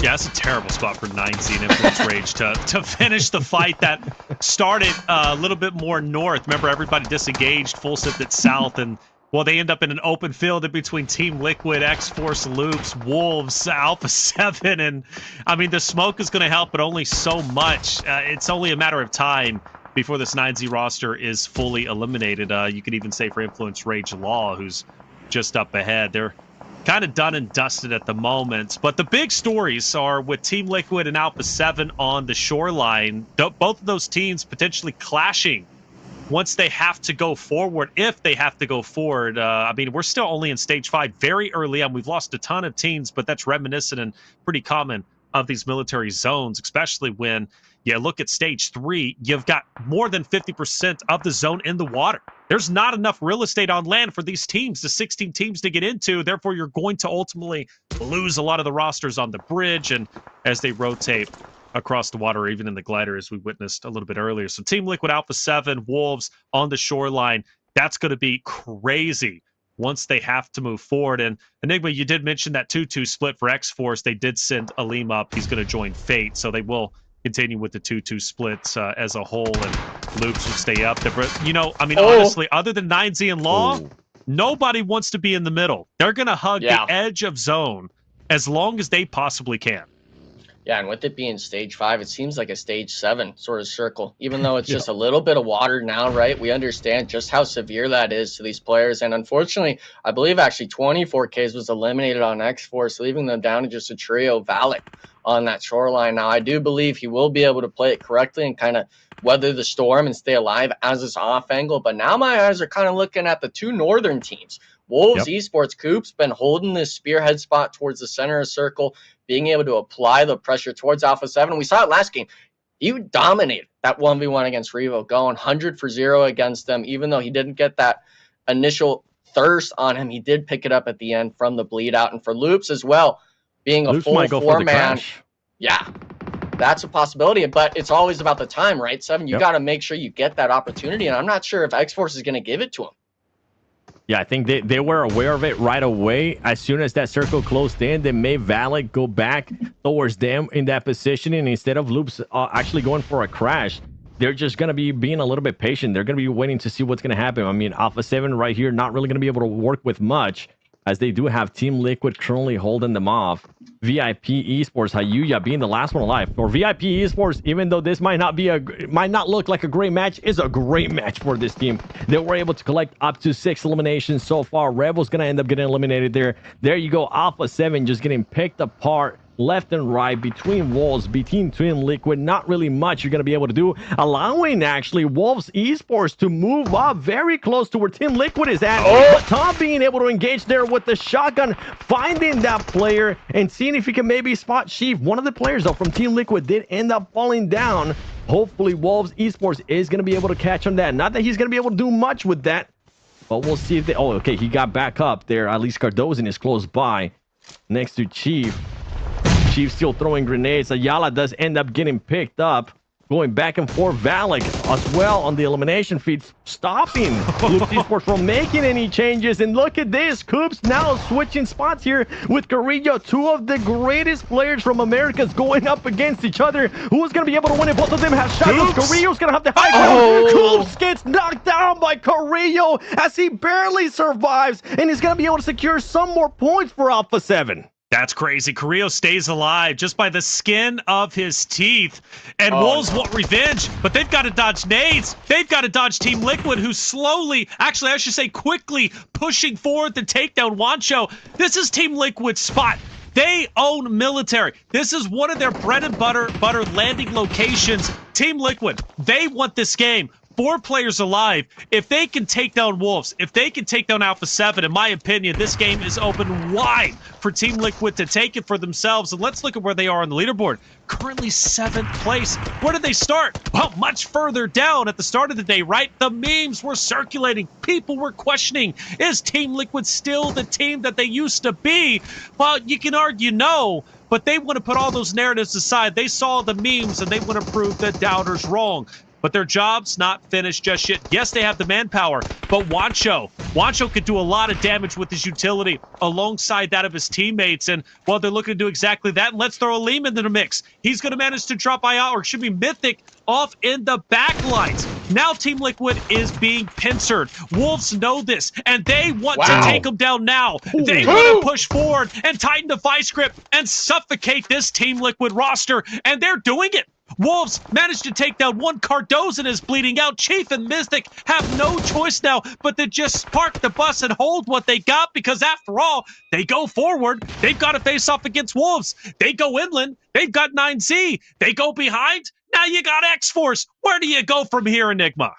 I mean, you got to start working into the zone. You ignore the fact that your teammates just got pieced up by Baton with the pump shotgun. You got to focus inward. And unfortunately, if you're not 9Z, who's been sitting pretty there all game from that northern rotation they did, the only other team that's feeling confident is going to be X-Force. You have Fate in the compound on the east playing the elevation. You're trying to make sure this timing is something correct, but Wolves are making sure that the timing is going to be in their hands. They're full aggressing on a Team Liquid and the jump shot. Baton putting them down. I think he got both the Team Liquid players there, winning the 1v1 10 total eliminations for the team. 5 of them on the back of Baton, even though he's a solo now. Big 1v1 win for that team. Big placement points. And now the question marks start coming through 7 Worlds. Which team is going to get these last few elims? Which team is going to secure this last Erangel win on the day? With all the control that X-Force has currently, because they were able to fend off Loop Esports when they're making that push. They have all the angles, even though they're currently outside of the circle. They're making sure that they make everybody's life a little bit more difficult. They currently have 3 players still up. The original players that were able to fend off Loop Esports. X-Force looking to answer back, looking to be that positive team for North America, getting the first win. We'll have to see if it's gonna happen, as Valak, you know his hands are sweaty, currently driving around on this hovercraft. Gonna have to jump up, but this is great. Remember what I told you guys, if he's able to blow that up, it is pretty much gonna become just full solid cover for this player, allowing his teams to possibly push up on them, but they need to be careful because Intense Game still has 1 player left alive. Yeah, and the beautiful thing, if that hovercraft does blow up, he's dead center zone. That's an immovable object. Wow. You just got to utilize your utility. And speaking of utilizing utility, Remix takes a nade to the face.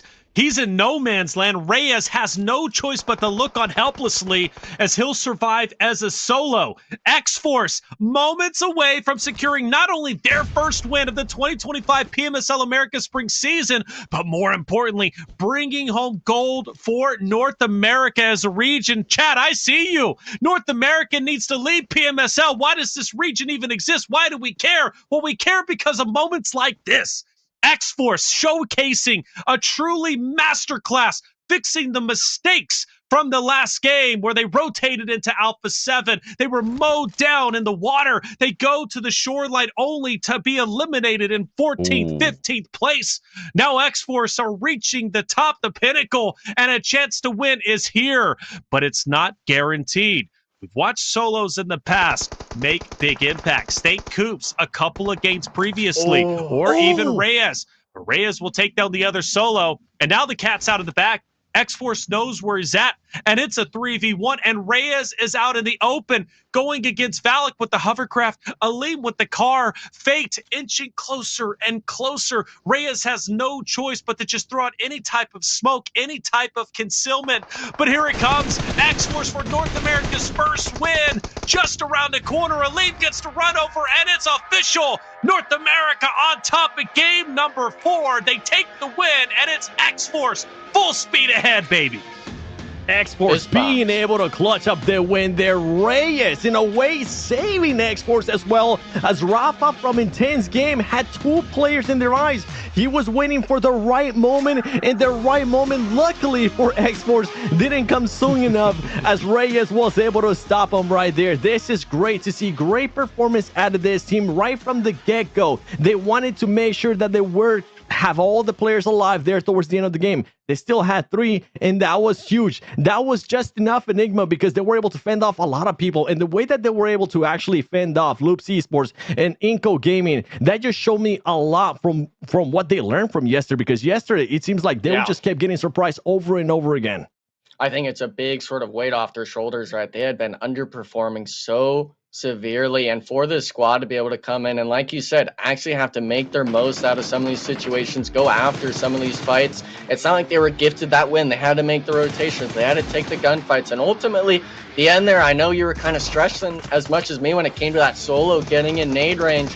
Luckily for them, though, the other solo player from Worlds of War was able to spot him. They were able to get that 3v1 going in the end, and for them, I think it's a big sort of relief. You're not having to deal with the stress. You understand that, hey, we can win in these sorts of lobbies. And to be honest, I wasn't expecting X-Force to be the team to get the first North American win, but here we are. And for them to have it in such a confident sort of fashion, these 12, 13, 14 elims, whatever that counter was, Taylor, it's a big sign of success. Yeah, without a doubt. X-Force learning from their mistakes from the game previously.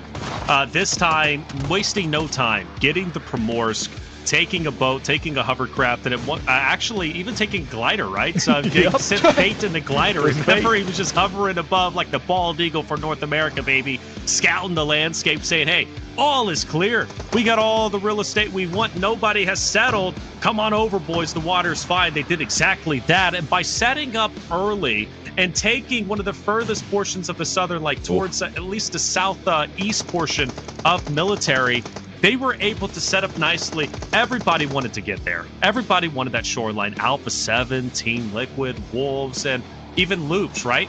But X-Force took priority. And because they did so, they were able to cut off any other rosters who were then going to the shoreline themselves. And we highlighted Fate earlier. Fate, 5 eliminations. He's had such great moments. I believe it was you, Enigma, who highlighted his damage as a whole in the tournament compared to all players. And well, there he is, right, pulling up some of the most eliminations alongside that of Valak. I mean, this roster has so much potential, and for anyone out there who has watched Titan Series, you should know these 4 players and know how good they are and how good they can be. And we knew that. I've just been waiting for them to finally get a W, and well, they did so. Well done. Seriously, well done. That's a big win as a whole, and they played it very well. And 7, it wasn't easy. They had to take down Team Liquid, right? They had to take down Intense Game at one point. I mean, they went through basically the top dogs, and they ended up being the top dog because of it. 100%. I mean, it came down to that position. Remember, at one point, I was telling them, boys, are you guys going to be aggressive this match? Are you going to be willing to take that cliff and do what Alpha 7 was able to do in the previous match? Maybe go for more eliminations? They had a completely different plan. In their minds, they were probably saying, 7, you know what? Shut up. We're going to be able to get those eliminations, and it's going to be later into the match because they were able to. The Valak, by the way, a big performance here from Valak. You were mentioning Enigma. Fate, we expect this out of him, right? He's been in these situations before. Valak, to be honest, this might be the first time that I see him being able to pop off like this in a stage of this caliber. Yeah, and for him, I think we had even brought it up at the pre-show. He was looking a little tired, a little nervous to being in this sort of position. Someone that's played competitively over the last few years, unfortunately not having this sort of LAN experience. And when we saw those player cams at the end, right, fist bumps all around. He was the one that was probably the most hyped out of anyone for that team, and he seems like one of those momentum players. We could see it even right now. X-Force, they were down essentially what I believe was 15th place, shooting all the way up to 10th, 47 total points. I know we have this left side of the leaderboard as well we could look at, but the main thing I want to look at is just our NA boys finally showing up today. Yeah, showing up indeed. Granted, 47 points. They got a long way to go before they get the top 3. But look, this is day 2. That's it. Just day 2. We have so many more games to go. And let's not forget, Grand Finals essentially is a clean slate. Granted, yes, you do have your your bonus points that will be earned throughout phase 1 and phase 2, but it essentially is a blank slate. Plus, it's match points, right? So it's a big difference for X-Force to get a win this early on, put some wind in their sails, 7. That's right. I mean, even though we're talking about top 3, this is still phase 1.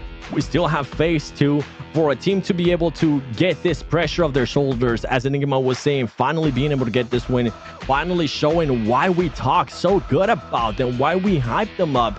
This is definitely a step in the right direction. And another team that we got to give some more props to as well is Wolf Esports. Now that is back. I know the last one, the one before this one, it was mostly Coops. This time around, it wasn't just Scoops. It was actually the whole squad. They ended up getting 10 eliminations to the name, 14 points total. And once again, NA just finally starting to show up. Not just saying Brazil, this is Pmsl Brazil. No. This is Pmsl Americas for a reason. Yeah, and I gotta take it off that, Taylor, because people in chat as well as Stars, shout out to Stars, one of the previous NA players, people were actually quoting that it was Baton 1v4ing Team Liquid there. So he got all 4 of those eliminations on the coastline. It wasn't just Coops that game. It was the whole team being able to show up. And for him, those points is what matters most. Not only was it those 4 eliminations, but also the placement points they got off of it. Speaks volumes. And unfortunately, at the beginning, we didn't really get to catch it too easily, but Coops actually managed to fall off the cliff. That's why he had to circle back and take that 1v1 with Alpha 7. Imagining some of these scenarios with all of those players up against Team Liquid, it could have been a completely different outcome, right? But for these teams right now, I'm seeing a lot of signs of brilliance, a lot of different names finally showing up today. With it being only day 2 of the tournament, I'm expecting a lot more names to show up.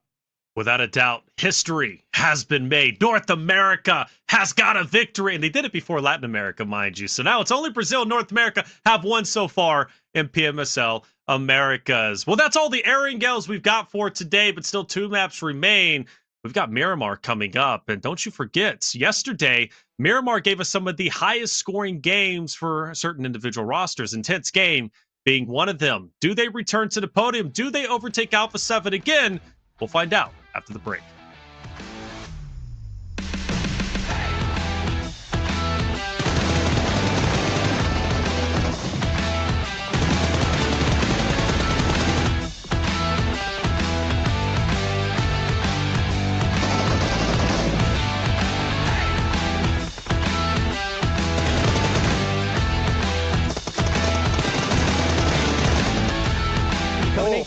Almost being able to connect. Here comes the second one.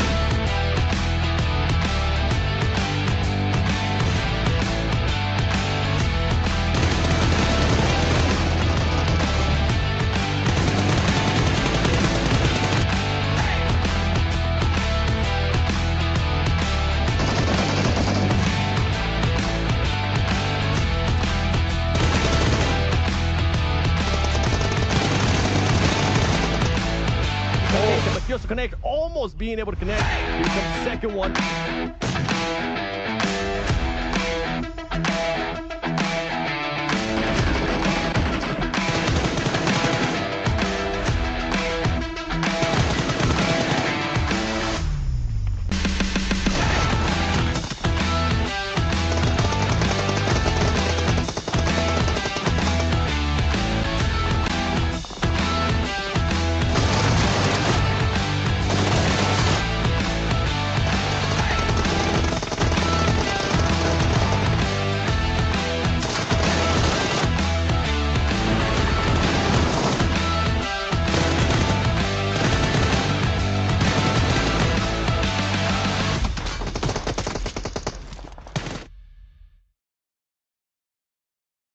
Welcome back, everyone, to the 2025 Pmsl America Spring Season. It's day 2, 4 games done, 2 more to go, and it's both Miramar back-to-back to finish the day. Yesterday gave us some of the highest scoring games. This time around, I'm sure it's going to be much the same. That last game was incredible. X-Force, the way they controlled the end game was great. Enigma, hats off to you. You said you wanted 3 military zones. We at least got 2, and it did not disappoint.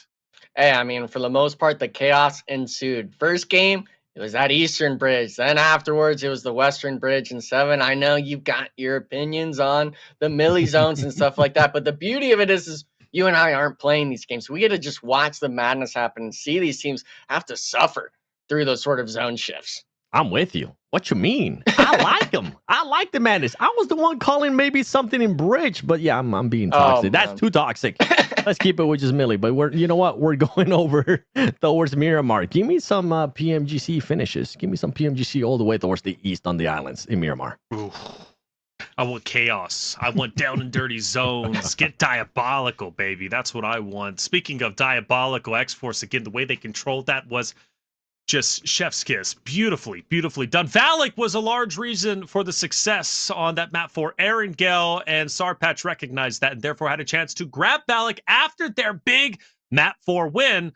Let's hear what he had to say. It finally happened. It's X-Force with the first winner chicken dinner for NA. Valley, congratulations. That was very hype. I definitely raised my voice. You know, they're the Brazilian teams. They've been loud.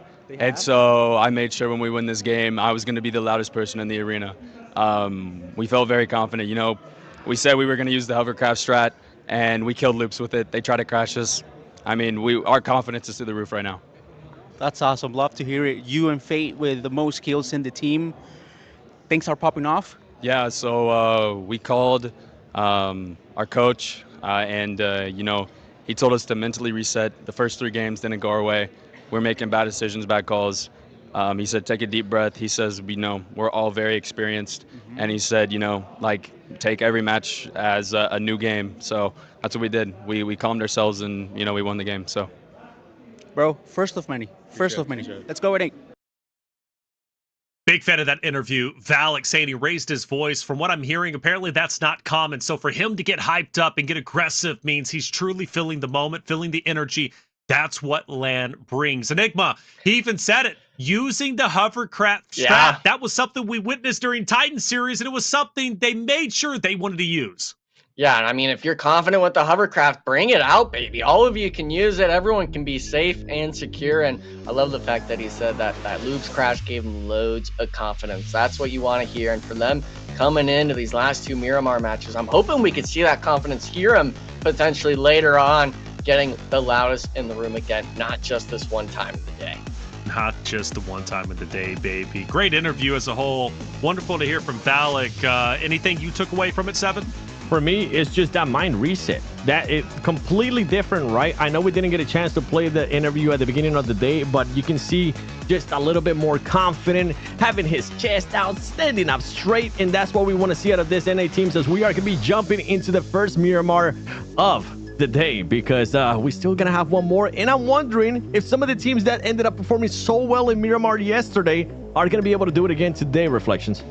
Yeah, that's the question. AGG, they've had a tough time today. We've watched them have a tough time, mainly during Erangel on the bridge fights going against Bias Gaming, they would win that fight, but then fizzle out early on. AGG, though, yesterday had a wonderful Miramar Game 5, finishing off in third place. Inco, also back-to-back second places. Highly consistent. It was something Enigma was harping on during their performances on Miramar. I hope they make a return. They've kind of been skating by today, fifth place, around there. Now's the time to finish off strong, secure your fifth place or even higher position. And for Influence Rage Intense Game, two teams that are on the upper echelon also had a wonderful performance on Miramar just yesterday. But it is a different day, and we might see a different team end up on top. But those are the usual suspects. Those are the teams that made it in. Yo, Seven, back to you, baby. Look at this zone. I was kind of half joking, okay? Well, you got it anyways. I know I requested it. I know I want to see madness, but I mean, if anybody from NA can take advantage of it, boys, I'm gonna take it. All right, just give us, keep on giving us some madness, because honestly, those military island circles and finishes were just great, Enigma. Yeah, the milli zones, they speak volumes, but now with it being this Miramar play, those islands are a lot smaller here, okay? Especially that eastern side. There's not a lot of room for you really to be working with if it does end on one of those three islands per se. But unfortunately, Taylor, you're bringing up kind of this repetitive factor. Unfortunately, I believe this is 2 games in a row. Savage Esports losing 3 players immediately before we can even pull out of the map view, right? So really unfortunate stuff for this team. This is a squad that was around that middle of the pack, right? Unfortunately, not even, oh my goodness, just barely scraping by. But what do you even do at this point? You didn't even make it before the zone popped. You're down to a solo. The team right now, the morale has got to be at an all-time low. Back-to-back games where you're getting eliminated early. It's not something that I expect from one of these squads like this, especially a team that had some moments of brilliance yesterday. Today, it seems, though, that pressure, that VOD review, maybe it didn't go well. Maybe they thought the wrong things, while some of these other squads like X-Force and Wolves, they put the pedal to the metal. And one thing that even Seven Worlds brought up, right, in terms of the mental resets, you got to ignore the leaderboard at some point. You got to go game by game. You got to make sure that you understand that every opportunity is new when you get into that sort of seat, when you get into this playing path. And for the most part, yeah, this Eastern Zone, a lot of teams aren't going to like, but the beauty of it is a lot of teams don't like it. That means that you can maybe weather it. You can overcome this adversity, and I guess you'd even say secure these opportunities for yourself, because a lot of these other teams, Alpha 7, even at the start, they were struggling a bit. Even though they got some placements, the elimination counts weren't up there, meaning a lot of these other teams here, especially today, Reflections, they're starting to perform in that elimination counter. Yeah, and it's a great news, or it's a great point to bring up Alpha 7, who are now 6 points ahead of Intense Game. And again, Intense Game yesterday finished off incredibly strong, an 18 elimination win on Map 6 Miramar. They can do the same thing and go into tomorrow with the first place position. They've already overtaken it once today. They're looking to do it a second time. As far as Alpha 7 goes, they had a wonderful game number 3 on Erangel. They finished off in first place with 11 eliminations. We had a chance to sit down with Cunha to hear what their mindset was like going into game 4. Guys, here we are with Coach Cunha after match 3. Let's talk about that play on the boat. Squash stays in the water like a U-boat at submarine. Spots the guys from UT. And says, hey, they're coming over here. Tell me about it, because it was fun, it was awesome, it was a great play, especially by Squash, right? With the quick play to stay in the water. Very smart. And I mean, this decision that he stay in the water just happened, wasn't like a decision that he really wanted to do. He took his opportunity, and we used very, very well our communication to do that. You know, our players, when we cross the water, we stop there and start to listen what Squash was saying. So this was the most important thing, our communication, and the way that we did, because the same time that we were killing the players that was inside the water, we come back to take Squash and be back to the game, you know. And after that, we kill VIP. True. Yes, You went 8 guys. Eight guys, yeah. You went. You stole the amphibious car. They were almost getting to it. Yeah. You just stole it from them. Yes, Mafioso saw one guy from VIP getting close in there, and the boys took the boats and we need to go fast, and was like too close when as you guys saw. They're playing great. They normally do, but they look. Alpha 7. Yes, but they look really great, bro. Yes. Thank you very much. Great awareness, honestly. That's what we were mentioning, especially with what happened during that match in Erangel. Just great awareness from the whole squad. Took advantage of a bad situation with Squash having to jump out in the water as the boat was going to be able to just end up blowing up. And they mentioned it too. Mafioso with the awareness, knowing that somebody was going to be going for the hovercraft, stopping that because it would have been absolutely toxic for that team. Overall, I mean, Alpha 7 showing why they're currently in first place. And I'm actually surprised that we're not seeing them being able to just have an even bigger lead, Enigma, because right now it's only 6 points separating them from second place. We can't forget as well, the start of the day Intense Game has had some phenomenal matches, to say the least. And for Alpha 7, I really enjoy the fact that they weren't even expecting VIP to be making it across the water. Surprised that there was 8 players on that northern side with them. And for the most part now, luckily for some of these other teams, they don't have to deal with as much water per se as those 2 out of 3 military zones, right? But for these teams right now, I'm actually seeing a lot of early rotations coming from these squads, these players opting to really play center. I can't stress enough, thinking back to the last Americas, on how much edge play these teams made, now switching it up to these center positions, looking to fill the spots on the map where they feel matter the most. And Taylor, I want to get your opinion on it, because a lot of our NA teams as well, some of them, when they get the opportunity to take center, they take it. But if they're on the edge, they opt to stay there. They sit right in the blue zone. And I really wonder if that's really worth it in some of these lobbies. I don't think it's worth it for North America yet. I think it's worth it for the likes of like Alpha 7, because that's been their play style for the longest time. And we've highlighted that even from spring season of 2024. But North America, I think, is better off getting positioning inside zone. In fact, I think that's where they lack. I think they lack on positioning more often than not, because they are so focused on being aggressive. Because you look at the Titan series gameplay, they're so used to being aggressive and pushing fights and getting eliminations. And Pmsl, especially on the world stage, when you go towards EWC, that's the ultimate goal, right, guys? I mean, 3 spots for EWC. You can't be all guns blazing, and playing the edge is so tough to do.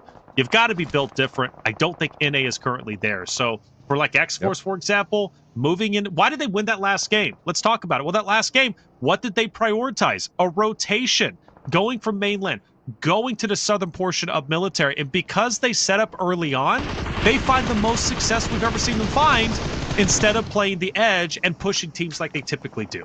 So I think for North America, X-Force, Inco, and the likes, and the others, yeah, going center zone is definitely my game plan and what I would like to see from them. The zone will hard shift up towards the northeastern side of things, and that's going to benefit AGG, who's dead center. Team Liquid as well, who's had a phenomenal day. They've jumped up to 7th place. They're just mere points away from being in the top 5. It's possible for them to achieve that from this game alone, 7.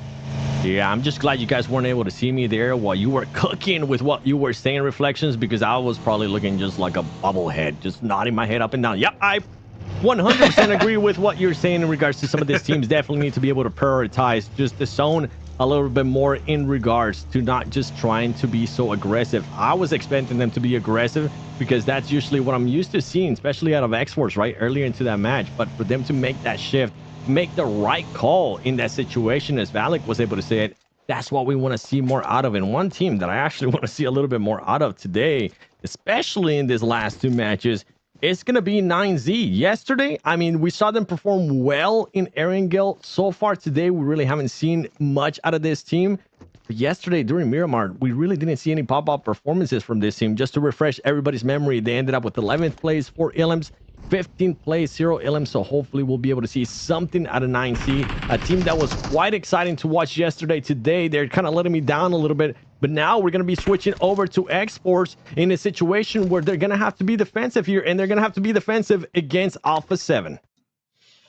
Yeah, the scary thing, though, here, Seven Worlds, is the fact that both of these teams are essentially on that center point of the map. Yeah, they've got this roadside kind of to worry about, but scouting these positions are so hard early on in the match that a lot of these teams might opt to just full send. So if you're either one of these teams, you're going to be having your eyes and ears open, hoping that the other squad gets crashed. And I'm really kind of interested in seeing. I've only seen it once before, Taylor. It was actually a competitive game back, I think, in PMCO, or one of the first PMPLs. This eastern field, east of Influence Rage, completely flat and barren, not even really hay bales for these teams to play at. I've seen it shift there. it was essentially a Zone 8 stage game. If that compound on the east side of it, it is one of the most deadliest spots on the map for you to play on in Miramar. And for it to have, essentially, in my mind, a quarter of the zone potential in play there on the next circle shift, I could see a lot of these teams dropping. But now we got to shift it right down to the south side. Loops making the rotation into Vios Gaming, a squad that's desperately needing the points, already having 4 elims, taking the brawl at squads. But Igor caught by another squad rotating south. That's going to be VIP. VIP coming up from the southern portion of the map, now into the northern side. Loops has one player down that's in a bete. Fortunately, they're going to have to leave him to bleed out, and VIP might not even get the cleanup. It doesn't even matter anyways. VIP is going to hug this right side. They're most likely going to extend past Loops and probably go all the way up into the northern side to be just south of Team Liquid. That's what I would do anyways, and there's even a benefit to going there because now you're going straight into a solo of Loops, which is going to be Rafina. Focus our attention to Alpha 7. Thosme gets X-Force, but not the case this time around. It's actually United for Games as Alpha 7 suffering an early loss, but snapping back, putting the attention onto Hate and dropping him. Mystic, unfortunately, just trying to crawl away as quickly as he can. He's not going to be able to. He's going to be finished off. Alpha 7, good recovery. I would have been shocked. No offense to United for Gaming, but I would have been shocked if that would have been the team to eliminate Alpha 7 this early. 100%. I thought that they were going to maybe end up losing one of the players there for them to be able to just showcase why they were so good yesterday in regards to just being ready for that trade. They were able to execute it perfectly, and I'm actually surprised. I don't know why X-Force didn't end up trying to third-party that. I'm kind of happy about it. I was surprised because I thought they were gonna go for it, but I'm pleasantly happy that they didn't go for it because it might have been just way too many teams close by. There you go. United for Gaming gets eliminated. You can see the player just putting his hand to his face saying, oh man, this is just not going the way we wanted to. A team that's currently in 12th place and a team that has definitely showed up today. Team Liquid. They have been exciting so far, being able to just make one of the biggest push. They started off the day in 13th place, now in 7th place.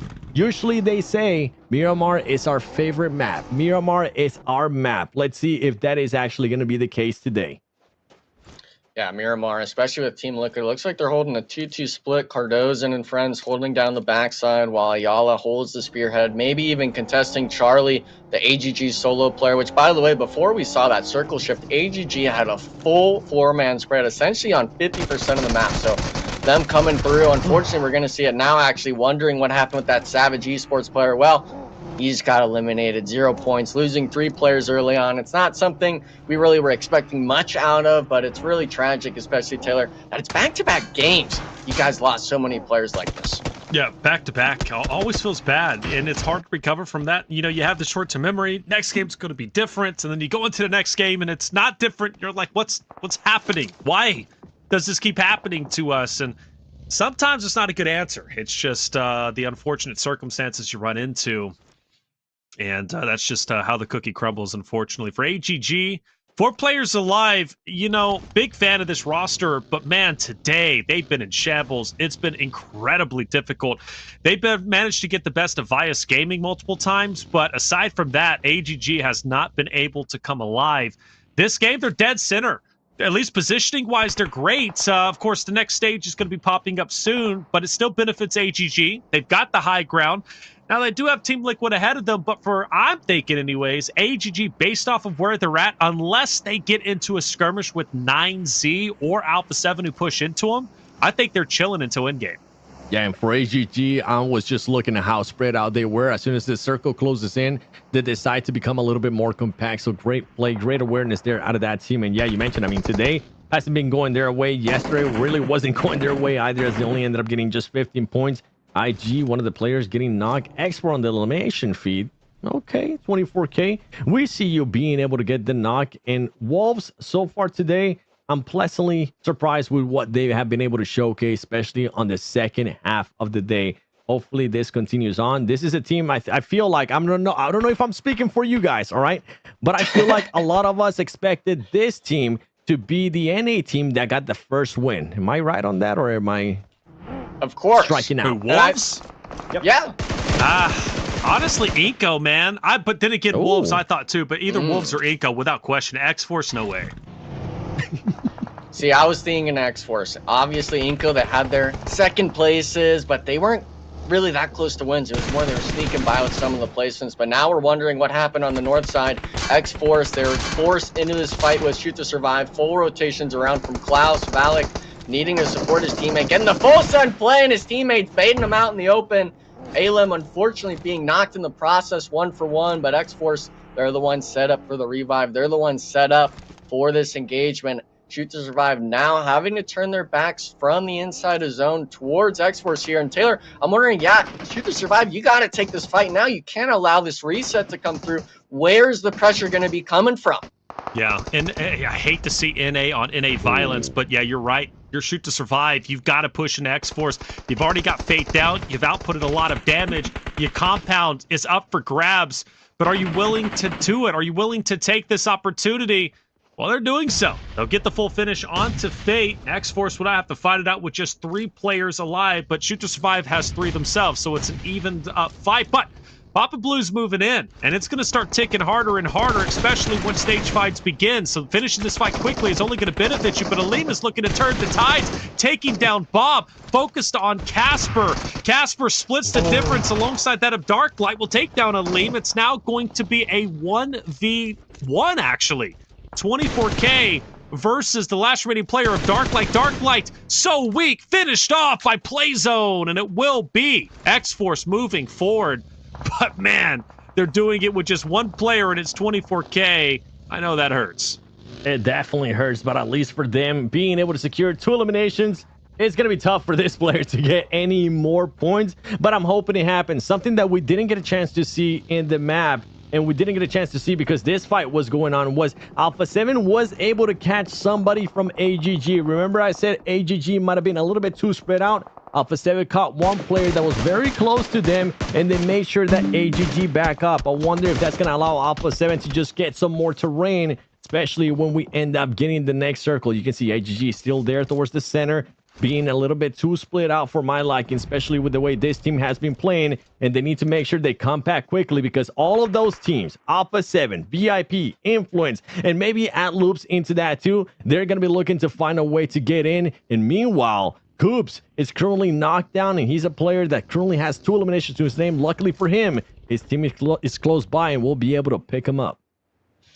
Yeah, thankfully for Wolves as well, they were able to clean up that last player of Intense Gaming. I believe that was what the trade was for Coops to make this play, at least force that player into the 1v1. Now, Wolves control all of this northwestern side, but unfortunately this eastern edge is where all these teams were congested down. Alpha 7 taking pod shots at VIP, actually having 2 players already knocked at Squash, just laying it down through the smoke, through the doorway onto the player, now down to just Ayuya.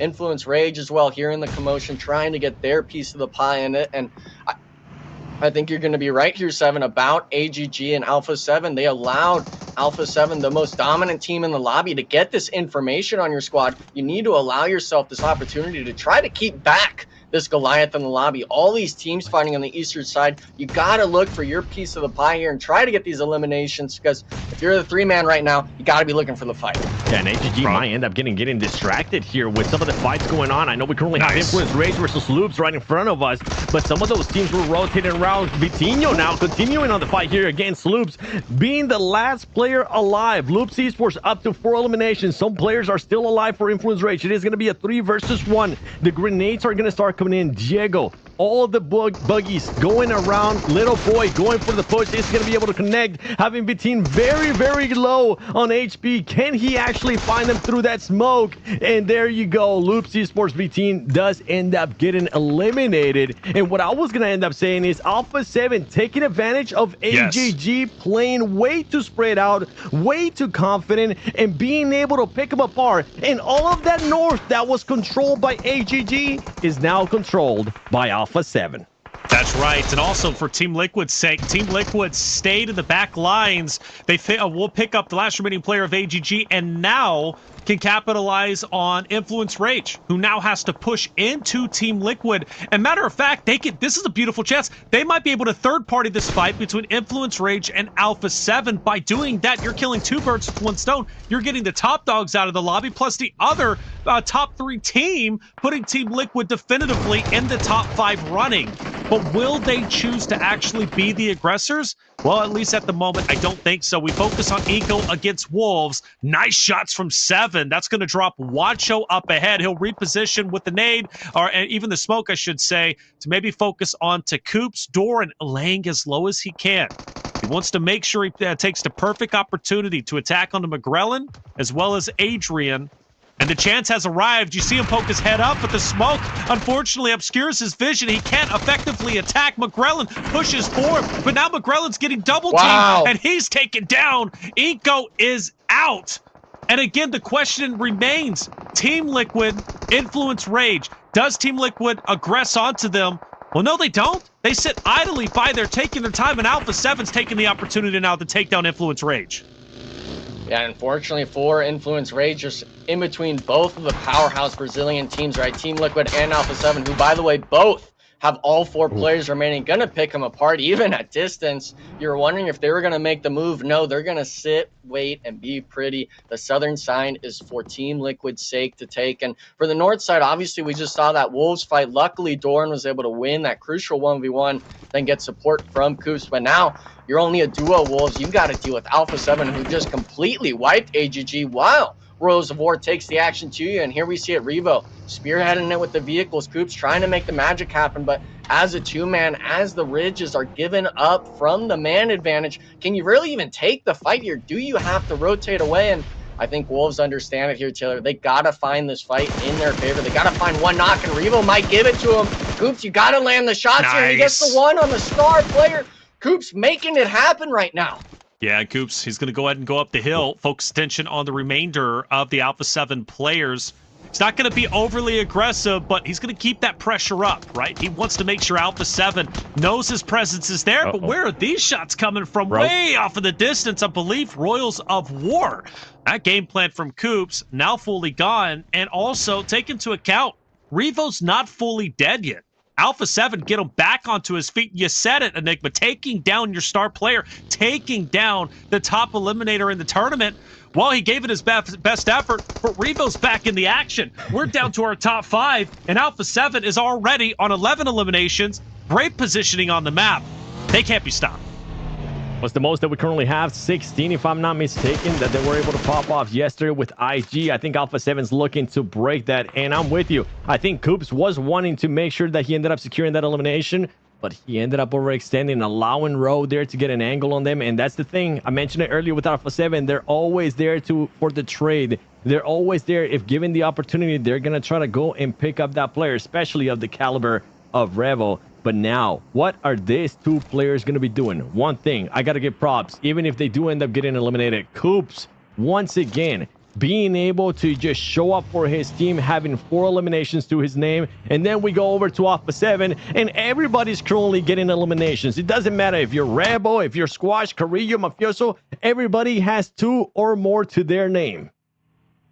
Yeah, one team, though, we got to make note of, 9Z. They made that early rotation. They lost a player early on, still being able to keep 3 players strong. Maybe it was just based off of these crate placements, this sort of warehouse compound they've been holding for the last few circles. But either way, getting into the top 5 situation as a 3-man with only having 1 elimination, if they could somehow pick one off onto Team Liquid and force themselves onto the southern side of the compound, they could very well take out Team Liquid here. But with it being that top 5 scenario, stage 6, we've still got some zones to work with. The only 2 teams that are really sitting comfortable right now are going to be Alpha 7 and Royals of War, right? Both squads with the 4-man. Team Liquid, yeah, they've got 4, but they're kind of under the thumb of some teams in this zone. Man, that's not a pretty one if you're a Wolves fan, especially being a duo. You're going to have to force yourself in front of all these teams. They are going to have to make that push. And where do you want to end up making that push, right? The closest compound is going to be one that Alpha 7 is going to be holding. We might end up getting that 1v1 again